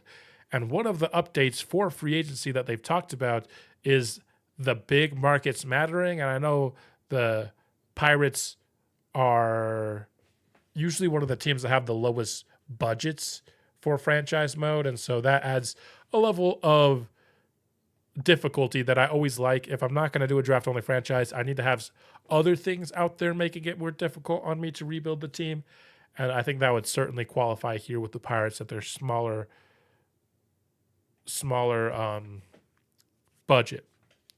There is also a case that the Pirates are a little bit too good, though, especially kind of in the infield. Like Combine Hayes is now 27, so it's really debatable if he'll ever really make his potential or anything. But you also have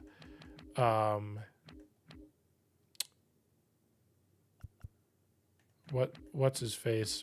Where's he listed as? Where's O'Neill Cruz?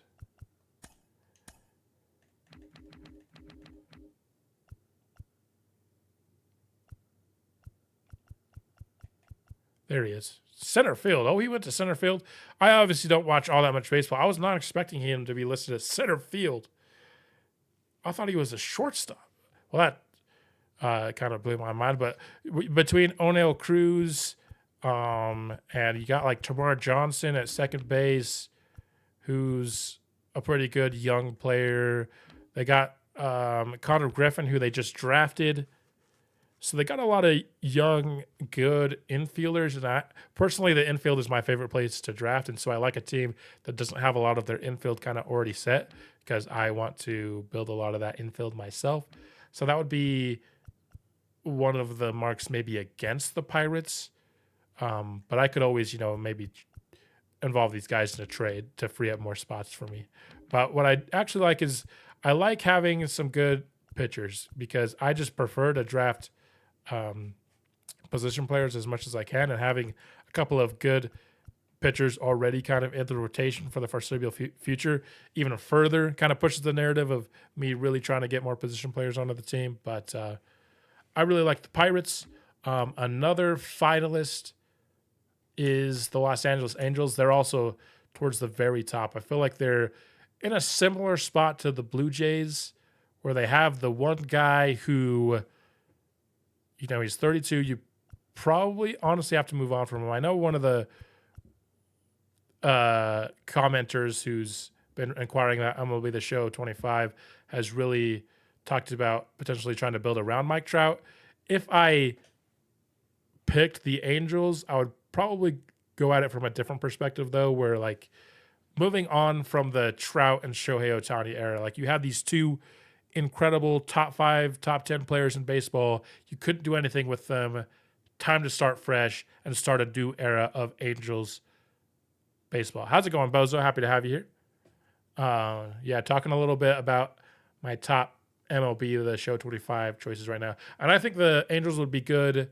I think they'd maybe be better as a non-draft only franchise team, just because you wouldn't want to move on from Zach Neto for nothing. He's a really good young player. But I also am very interested in them for both a draft only and a non-draft only franchise. And then the final one is the San Francisco Giants. I think this is a pretty good team to use, mostly for a draft only franchise. But the downside with them is that I don't want to use them for a non-draft only franchise, because they have a pretty big budget and they have some already pretty good players. But for a draft only franchise, I love their ballpark. I still love this division, and I like their jerseys a lot. So they have a lot of stuff going for them. And then just in terms of a farm system, at least as it's rated in MLB The Show, they don't have a very good farm system. And so that's, of course, again, really important to me. I like to build a lot of the farm system myself. That's like the biggest draw for me in a team, is I don't want anybody to have too good of a franchise. So those are my final teams. Toronto, I'd say Toronto, the Angels, the Pirates, the Marlins, and the Giants. Those, I guess I named 5 teams there, but again, a couple of them are conditional. Miami, only draft only are they on my list, and the Pirates are only on my non-draft only list. So that's my top 4, kind of depending which way you're looking at it. And again, Giants are also a draft only team. I only want to use them in a draft only franchise.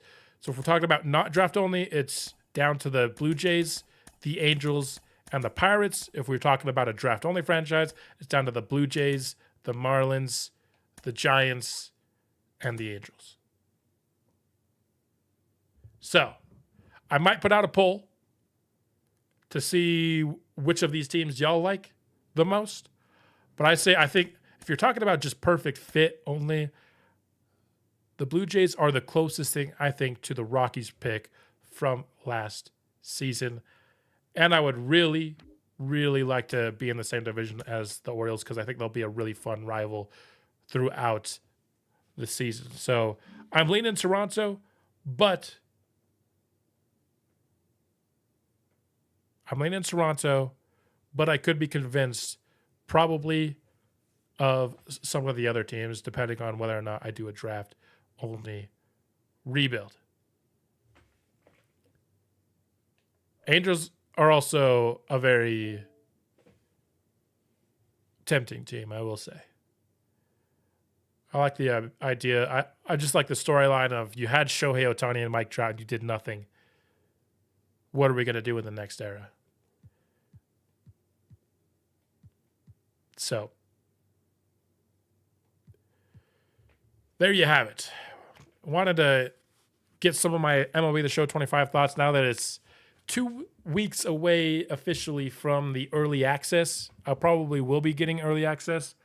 I know a lot of the early access benefits are not franchise related, but just for my channel, it's nice that I can release content in that 4 days when not everybody has the game. That usually helps boost my channel a little bit. So that is my plan.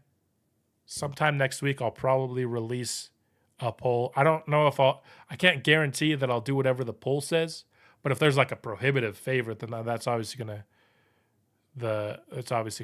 change things for us. Back to the Vancouver Blizzard now. Oh, whoops, I gotta tell my camera to stop following me around. All right, back to the Vancouver Blizzard. Game 4 action. Hopefully we can take ourselves a nice 3-game lead here. Let's go. Let's have them rock their statement uniforms this time, and we'll go to our whites.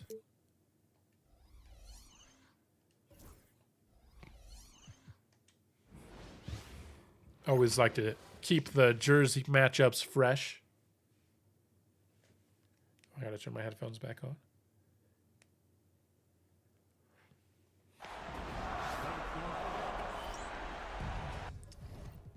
We're back at it once more in Los Angeles, trying to take a commanding lead. The team has looked really, really good the last 2 games. Can we continue to exploit kind of the matchups that we've been able to exploit the last 2 games? And that's really Saramago attacking Bill Sanders whenever he can. Trying to force Los Angeles into tough shots. They're going to make some. They have really talented players. And then somebody having a good game along Saramago. That's a tough shot by McKnight to get the scoring going on Vancouver's end.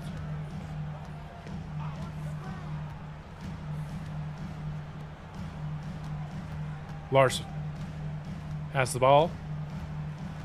Michael Graham defending.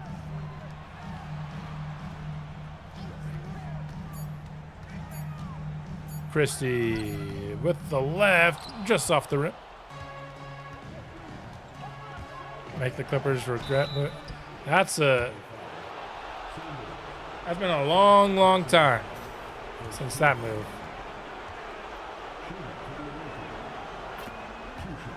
I wonder if they do regret going to LA just because it's definitely a Lakers town. Even, when the Clippers had all the excitement around them with the Kawhi and Paul George acquisitions, even with the new stadium. Like, LA is a Lakers town. Obviously, I don't think you ever regret going to a big market. But I feel like it would be nice to be like the team of your town,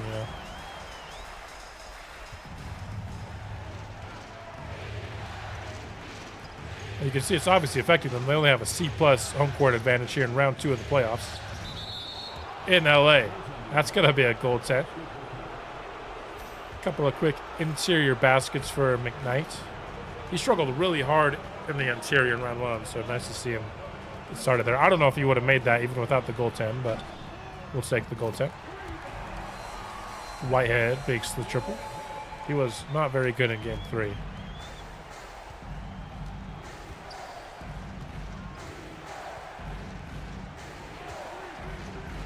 Ellis. Top of the key. He'll isolate against Dillingham. The spin. The floating shots. Just off the rim. Dillingham inside to Larson with the flush. Excellent pass there. Clippers taking the early lead. If the Clippers win this game, this will be the last game we do here on the stream, and we'll do a part 2 later. If the Blizzard win, I'm not 100% sure because my nose is starting to really bug me. But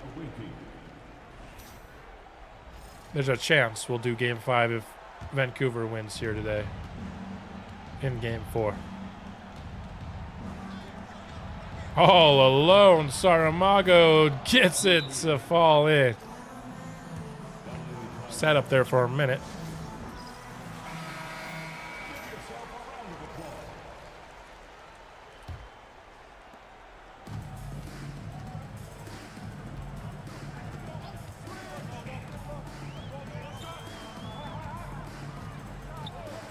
Dillingham over to Christie. In fact, I think this will be my last game. I'm really struggling with my stuffed nose right now.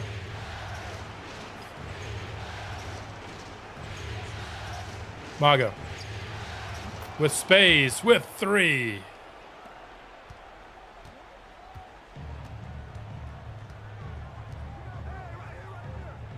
Take care of yourself. It's like I'm not even sick. It happens every time I stream.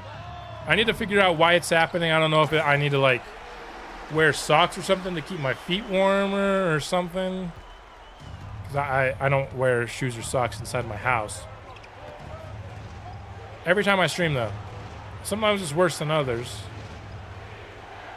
I need to see if there's, like, some Reddit thread or something about what causes that to happen. I don't think it's not enough water. Maybe. But I have this big old bad boy. I try to keep myself hydrated, but it might be. Again, I'll have to do some, like, Reddit deep dive or something. Are any of the AZ teams going to get... I like the Diamondbacks jerseys. I just think the Giants are a better option in that division.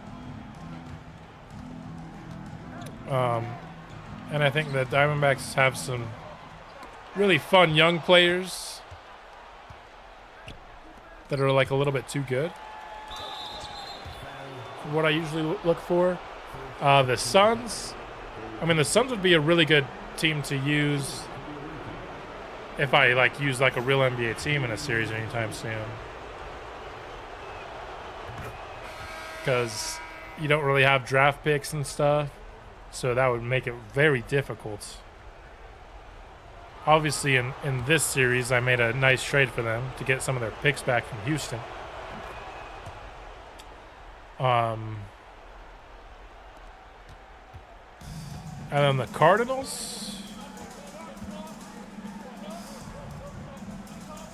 I could see a Cardinals as one of my teams.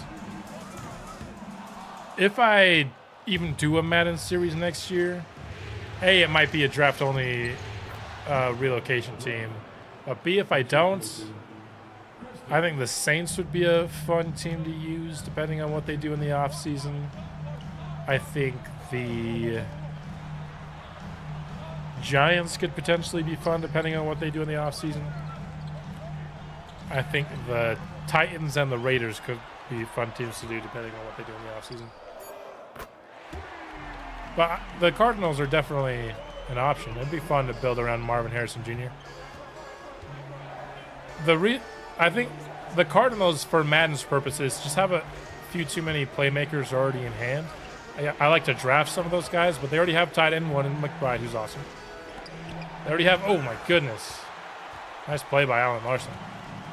They already have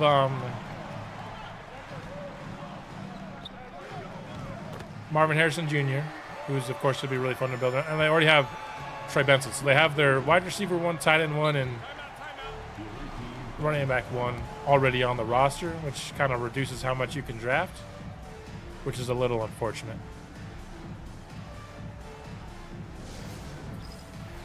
But if you like building a defense, which is, I also like building a defense, then yeah, they have a lot of pieces that they need you to draft on their defense. I just like needing to draft a tight end or a receiver or something, which they can still use receiver, of course. But and then it depends. I'm pretty sure Kyler's coming back next year for Arizona, but you never know. Larson, nice defense there, creating some traffic here. Next make, we'll hop into the sim cam. Oh my goodness, another absolutely massive rejection. That time it was Sanders, right? Yeah, it was Sanders. Perfectly timed there. Yeah, but I think out of the Arizona teams, the Suns would be the most interesting rebuild, because what do you do with that team?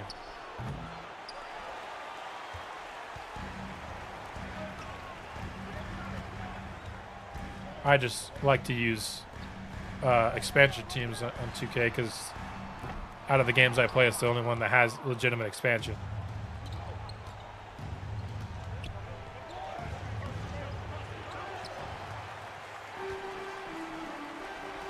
And I think like the 2K Vault has such good uniforms in it.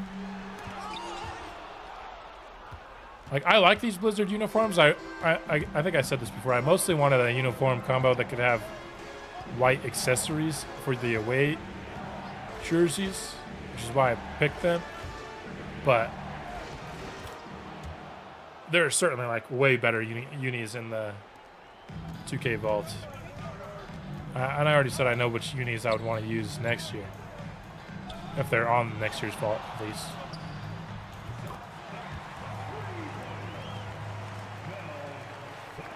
I would deserve the finger wag. Yeah, they had a couple of finger wag deserving blocks on us. 20 points. I know I said I've been distracted by thinking about other things here.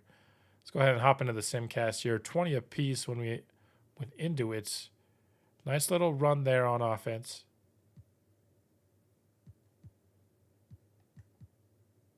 Saramago with 10 points in the first. Let's hop back in here to start the second. Vancouver leading by 7. Pretty loud home crowd here for a C+ home court advantage.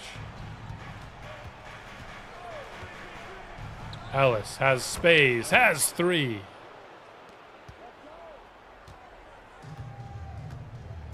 We'll make it a double-digit Vancouver lead. Temple. And one of our bigger problems of the series. Not the franchise series. Has not been one of our biggest problems in the franchise. Who has been one of our biggest problems in the franchise? Honestly, the Rockets. I think if the Rockets hadn't have made that stupid trade that one year, they'd still maybe be the best team in the league. Ooh, nice step back there by Christie.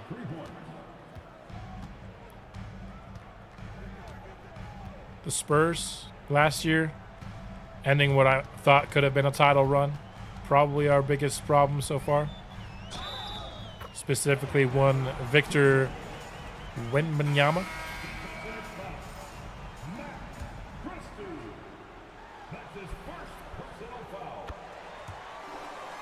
Not a lot of like the drafted players though.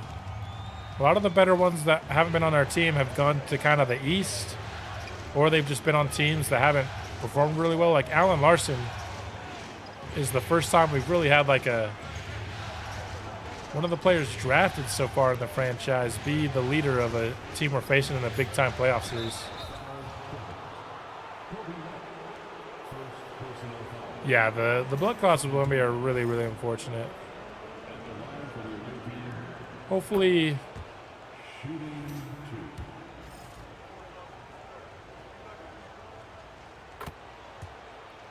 you know, in the long run,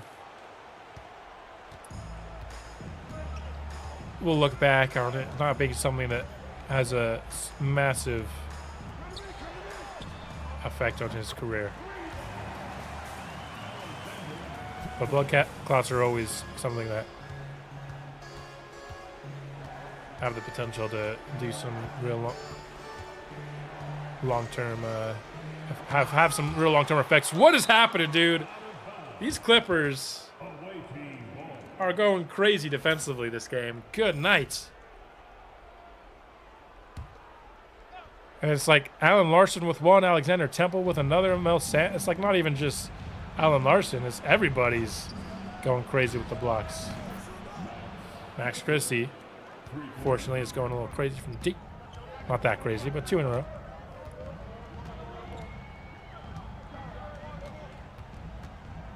Temple using the Larson screen to fire.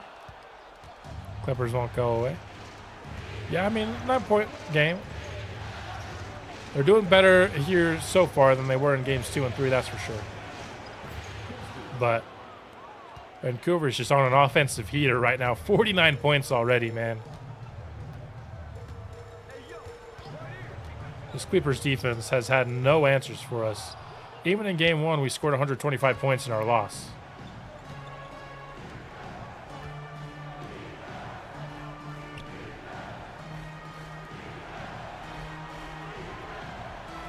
Christie gets a screen. And filling it from deep, but now he has Alan Larson on him, so he wisely passes it away. Ellis trying to sauce up Colby White, and he gets to the rim.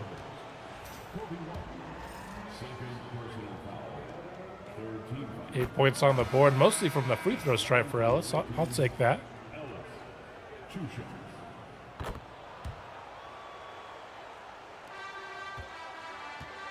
13 points is the difference here.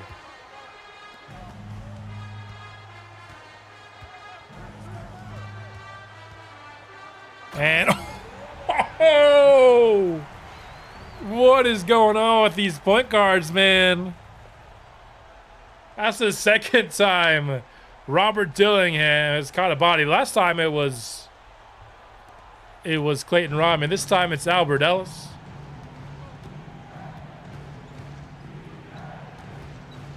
Downhill, right back to the free throw line. He's been living there.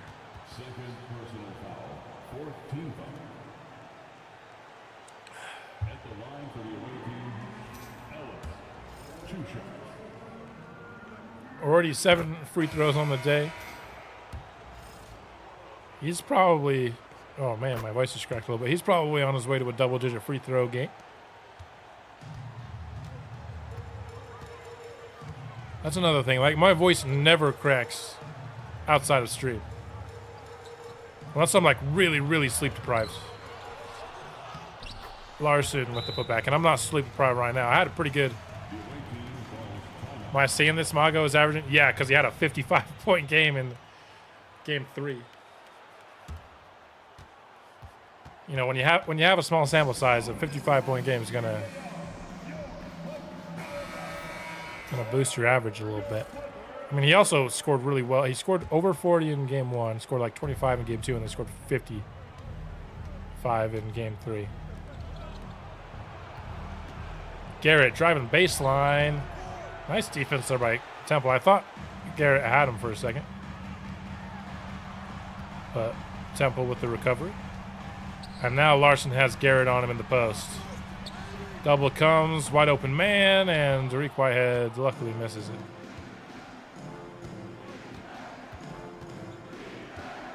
Now we have the mismatch in the post. Grab. Fader. Oh, baby. Let's go, Michael. We take those.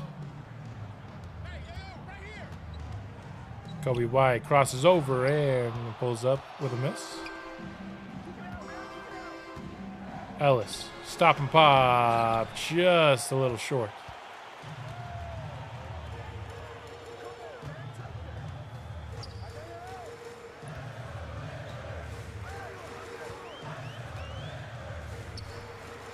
The Dirk move. It was pretty close to a Dirk move. That looks like a Dirk move right there. Good, nice. Ricky calls for the Dirk move right as Alan Larson does the 1 foot fadeaway in the post.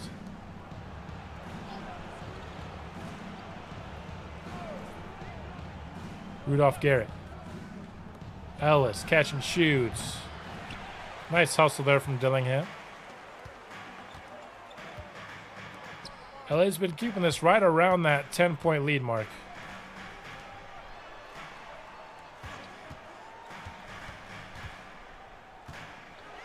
But the offenses look solid without Saramago here in this second quarter stretch. And as Whitehead hits, he hasn't been all that great for Los Angeles for the most part in this series. Leonard Miller wide open, triple. And with that, right back to the Simcast we go for the rest of this first half. What I like about simming in the second half of the second quarter is that we don't have to go through all the halftime cutscenes.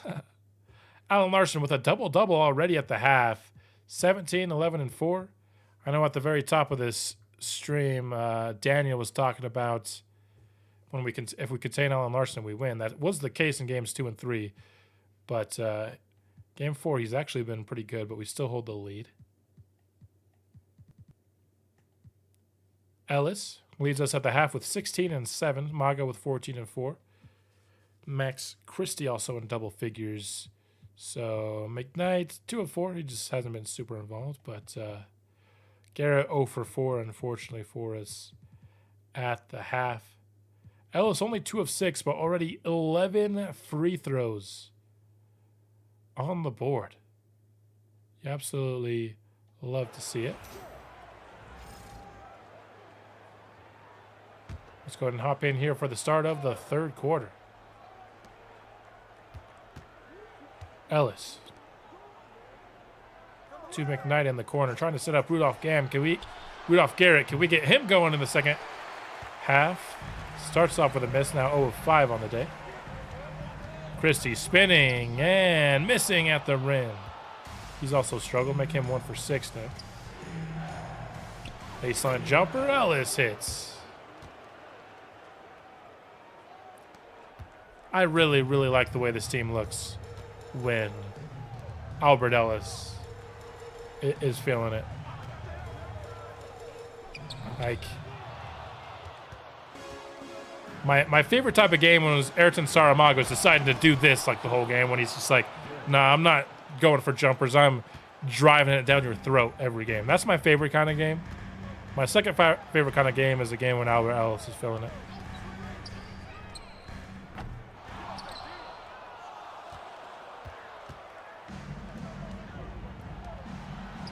Rudolph Garrett from the corner, no good.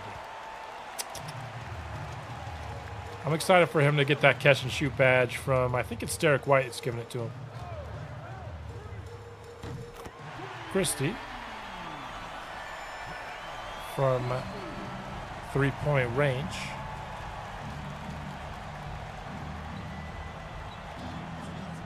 Mago, top of the key. He awaits a Graham screen.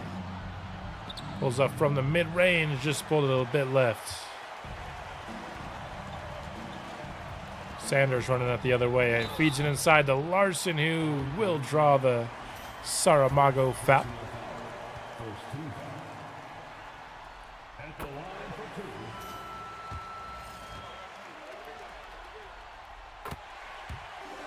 Two for two from the strive for the big man.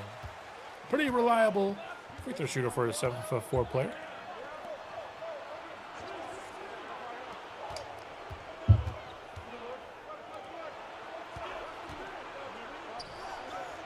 Garrett, there we go, gets his first basket.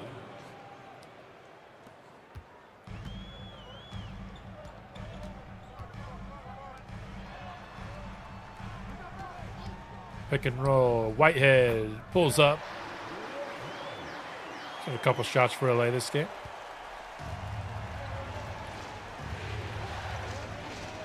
Three and run, here we come. Even though it's a fairly close game, I am pretty confident we'll get this. Oh, we'll bring this one out. That's not a shot you expect Saramago to miss often. Oh, Michael Graham with the block. Let's go.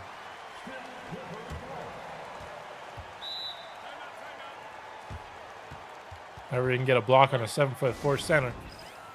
Got to be pretty proud of that.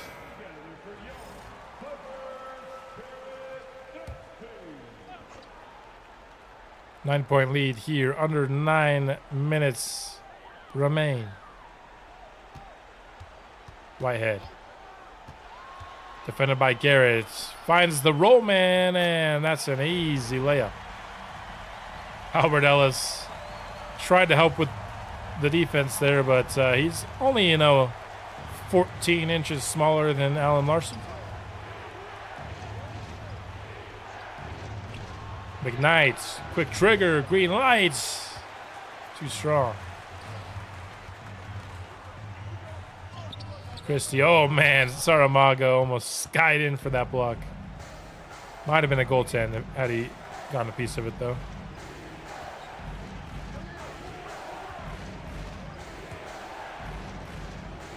Baseline. Mago waits the screen. Off glass. Good luck. Did you jinx it? I don't think you jinxed it. I'm still confident we'll pull this one through. Larson. Free throw line extended. Finds a cutting Robert Dillingham. Albert Ellis, though, stays home. Oh, what a block. Second half now, it's time for the Blizzards to come through with the blocks. Mago blows by Larson and shows off his athleticism with the dunk. That was a very LeBron-esque looking dunk there.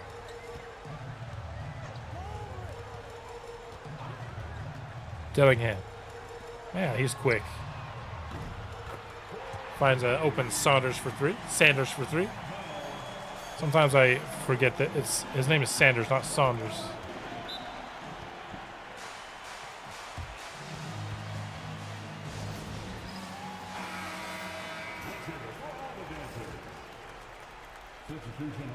Some substitutions into the game for Vancouver. Graham comes out, Ellis comes out, and McKnight comes out. Mago misfires from deep.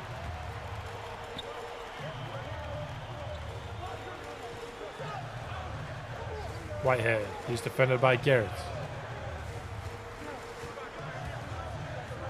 Feed to Larson, high post. Tough shot, and it's a miss. Rebound goes to Hardy. Next make here will sim to the fourth quarter. Garrett from the mid-range can't quite get it to go. Another game where he's struggled a bit as a jump shooter.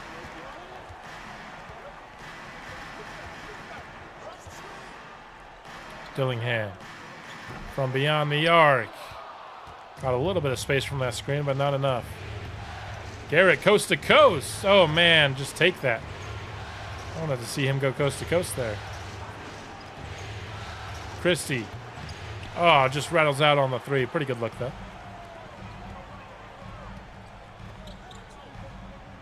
Mel Sanders.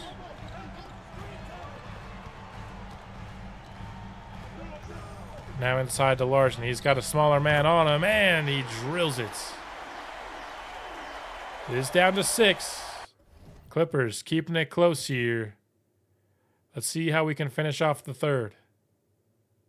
Been back and forth all third quarter long. And now the Clippers go on a late run there, and it is tied.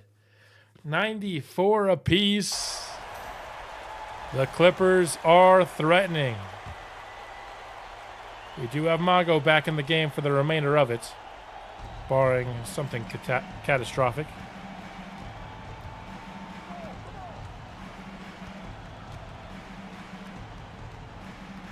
Mago. Pick and roll. Feeds it inside to Miller. Doesn't really have any space, though, and he just steps out of bounds. Jinxed it. You might have jinxed it. You might have jinxed it. We'll see, though.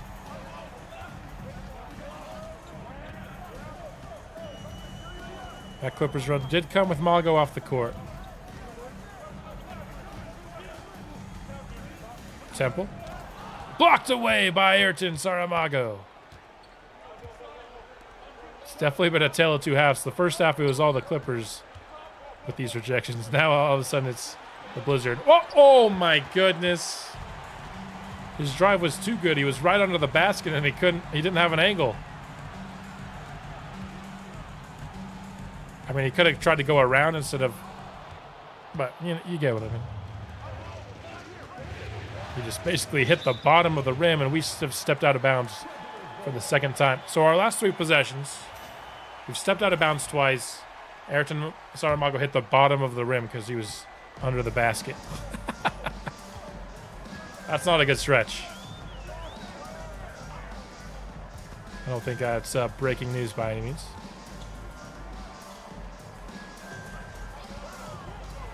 Dillingham.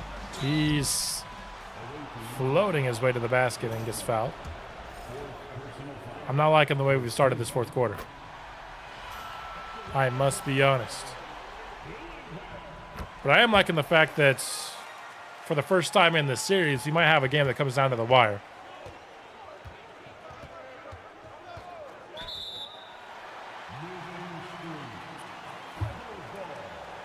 You don't have to stay out of chat. Just don't display any sort of confidence.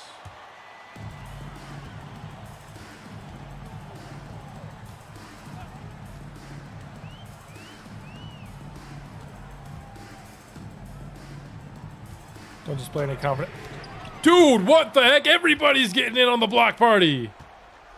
Rodman, half spin. A couple of these guys that I wish would just go all the way. I mean, even if he missed it, Rodman deserved that shot after just swatting that three-pointer. Rodman. Bounce pass. Weird choice of bounce pass there, but I guess we'll take it.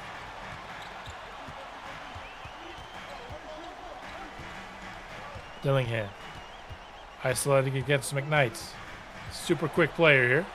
Help defense comes. Alexander Temple with space from deep. He hits it. The Clippers now lead by 5. They're on something like a 15-4 run or something to that effect. I can't remember because it started in Simcast.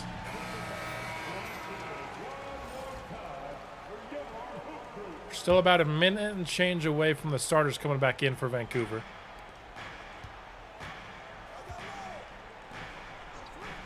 Saramago swings it out to Rodman. McKnight. He's fouled on his way to the basket. Good sake there. Thought he was going to get set up for a wide open 3, but he decided to be a little bit more aggressive with it, which I can't complain. 2 for 2 from the stripe. Needed some points there to hopefully put a bit of a halt to this Clippers run.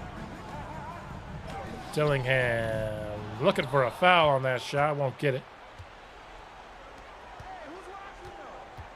Hardy. Out to Saramago now. Run a little bit of the pick and roll. Pick and pop for Rodman. He misfires.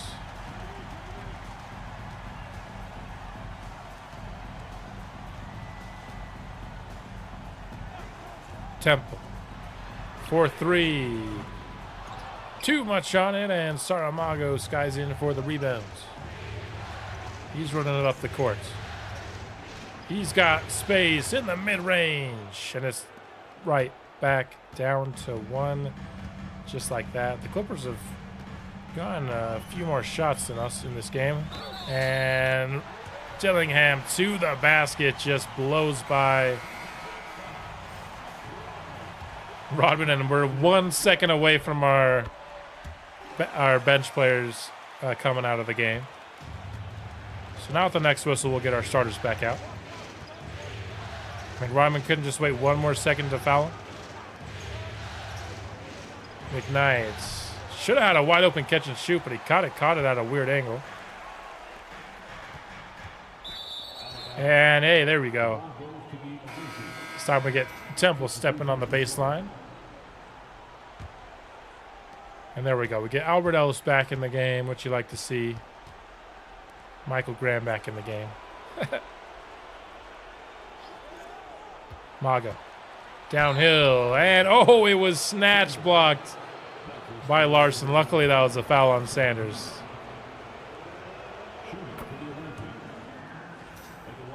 .23 on the board for Saramago. He continues to do Saramago things. Look at that free throw disparity. The Clippers have 1 free throw, yet have the lead to our 19. Mago, he's going to outrun everybody to the ball. And now he's got his way to the rim. What a two-way sequence there by the Blizzard.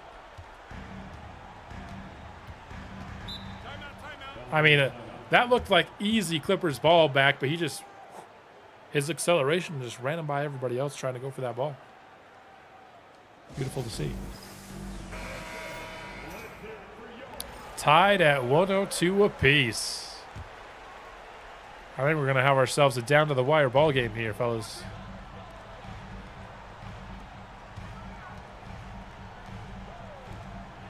Sanders, catch and shoots. Put a little too much mustard.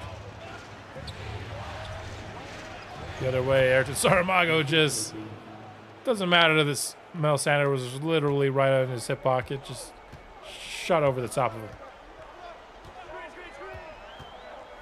Ricky's not biting his nails. Skyhook. No good for Larson.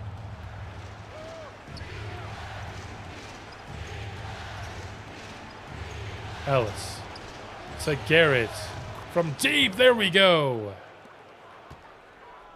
Now Vancouver is on the run.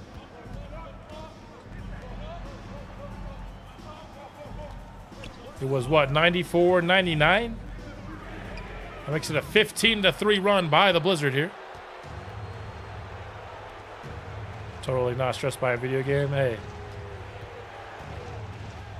Being stressed by video games is good for your health. Pretty sure.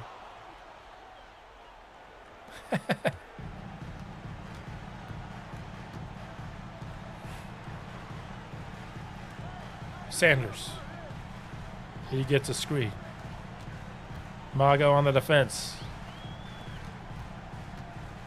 Temple downhill and to the free throw line he goes. Clippers hoping a couple of free throws can stop this Vancouver run.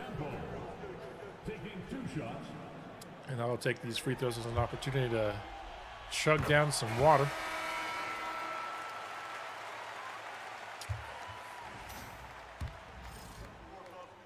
I think Ricky might have been onto something. I think my nose is feeling a little better since I started drinking water more. I mean, I didn't feel like I was underhydrated, but apparently I might have been. It's still like not perfect, but it's better than it was before. Ellis, isolation. Trying to sauce up Dillingham. Will just step back and take the mid-range with a miss. Christie hands it off to Sanders inside. Temple, space from deep, just misses.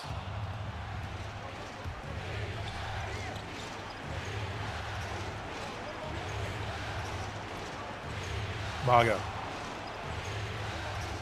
He goes downhill on Temple, passes it out at the last second. Garrett, easy triple, he's got it. Talk all day and answer calls, you need way more water than you take when you talk a lot. I guess that makes sense. When I don't stream, I don't talk all that much. My job doesn't really require it. But I feel like that's a great shot by Temple. Jeez, 11 points here in the fourth. Like, I'll have days when I talk a lot, but like when I'm hanging out with my friends and I don't feel like I get this. But I don't know. I'm definitely don't talk as much when I'm with my friends than I want to stream, right? Because on a stream, I'm talking for how long have we been live now? I don't know, since 2.5 hours now. I've been talking the entire time, and I don't do that when I'm with friends necessarily. Dillingham, spinning, and nice defense there by Albert Ellis. We are down to the wire here. These possessions are starting to matter quite a lot.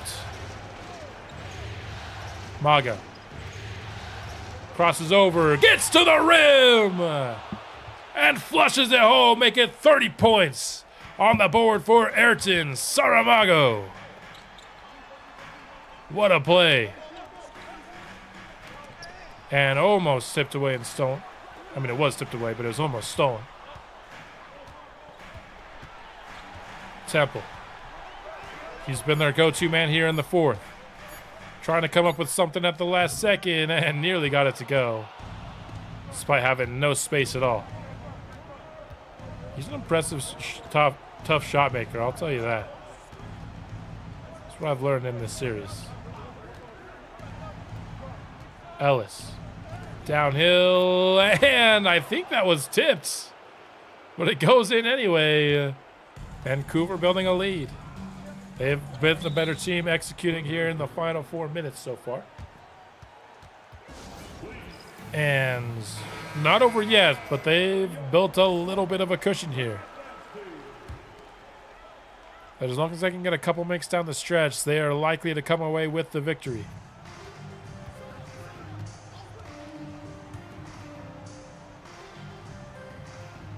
Larson, defended by Graham in the post, does a nice job using leverage in that case to get the basket. He's up to 29 points on the day.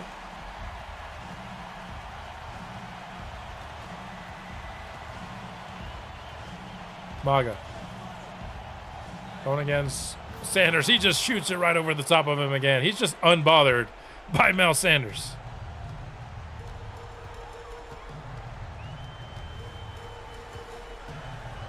Clippers going to go right back to Larson here, and why wouldn't they? Skyhook, no good. That shot hasn't been all that automatic for him. Takes it a decent amount, and Saramago headed to the line. And we just executed down the stretch here. It was a tied ball game heading into the fourth. The Clippers took a 5-point lead, but then the Blizzard clamped down defensively, started getting good shots on the offensive end. Saramago did Saramago things, as he so often does for us down the stretch of these ball games. That was way too risky for McKnight there. Hop step. Oh my, Albert Ellis. I don't know why we're taking that shot. I don't think he expected Alan Larson to be there on the recovery. Here we go. Let's waste some time off the clock here. We don't even need to be shooting this early, but I mean, when it's Ayrton Saramago, you let him do whatever the heck he wants. That's just the reality of the situation. Well, I don't know what Michael Graham was doing there.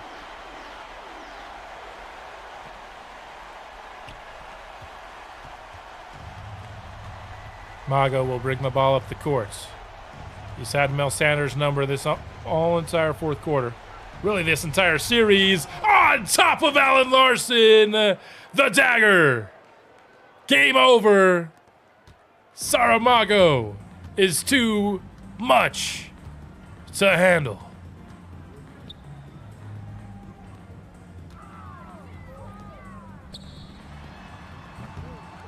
We'll see this one through, but Saramago called game probably a couple different times here throughout the fourth quarter. Sanders, fifth personal foul. But there you go, Ricky. No jinx. No Ricky jinx in this game. Clippers made it interesting here in the fourth for sure. And we got our first game that we had to really watch the fourth quarter of down the stretch. And we just did such a good job executing down the stretch. It was really good to see. On both ends of the ball, I think we did a good job. Other than that one Albert Ellis questionable shot, I feel like we did a good job on offense. Did enough on defense as well. This has definitely been one of the highest scoring series we've watched, though. Unless I'm just misremembering things, but I don't remember us as consistently getting 125 plus points a game in games that we watched, like we have in this series. From all of us, thanks for coming out tonight. Your support is much appreciated. Ends up being a 10-point victory, so still no single-point games in the series so far. Saramago is your player of the game. No surprise there. 33, 17, 4, and 4 for Alan Larson. This is maybe his best game of the series, but our offense just did enough to kind of outlast him, really. 41, 8, 3, and 2 for Saramago on 26 shots. 23, 7, and 8 for Ellis. Only 5 of 14 from the field, but he did an excellent job getting to the line in this game. And then Christie, Graham, and Garrett also getting double figures. Only 3 of 7 for McKnight, but he was really good outside of scoring in this game with 7 rebounds, 7 assists. I think he had 8 assists last game, didn't he? So McKnight being an uncharacteristically good passer here in the series. So Sacramento, the first team to move on to the conference finals. I think we will watch Game 5 here. My nose is feeling a little bit better.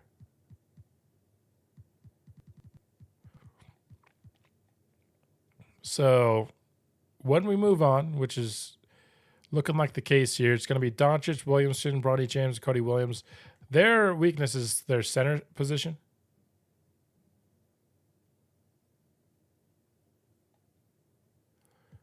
Actually, we'll wait. My nose isn't feeling great. I usually like to keep my streams around kind of this 2.5 hour mark, which is where we're at right now. So we're gonna end this one off 3-1. Like Ricky said, if you could drop a like on the stream, and if anybody's watching this who isn't subscribed, I don't think that's probably the case, but if you are that person, I would really appreciate a subscription to the channel. Small channel, trying to get things growing here, especially as we get ready to ramp up for a new game.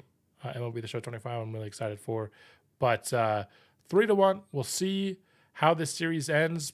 Probably just going to do it on stream again, but then probably for the conference finals and the finals, I will do it more in episodic format rather than on the live streams. So, thanks everybody for coming out and joining me today. Especially thankful for Ricky, who was active in the chat, as well as Wooski, Bozo, and Daniel, who are in the chat as well for this one.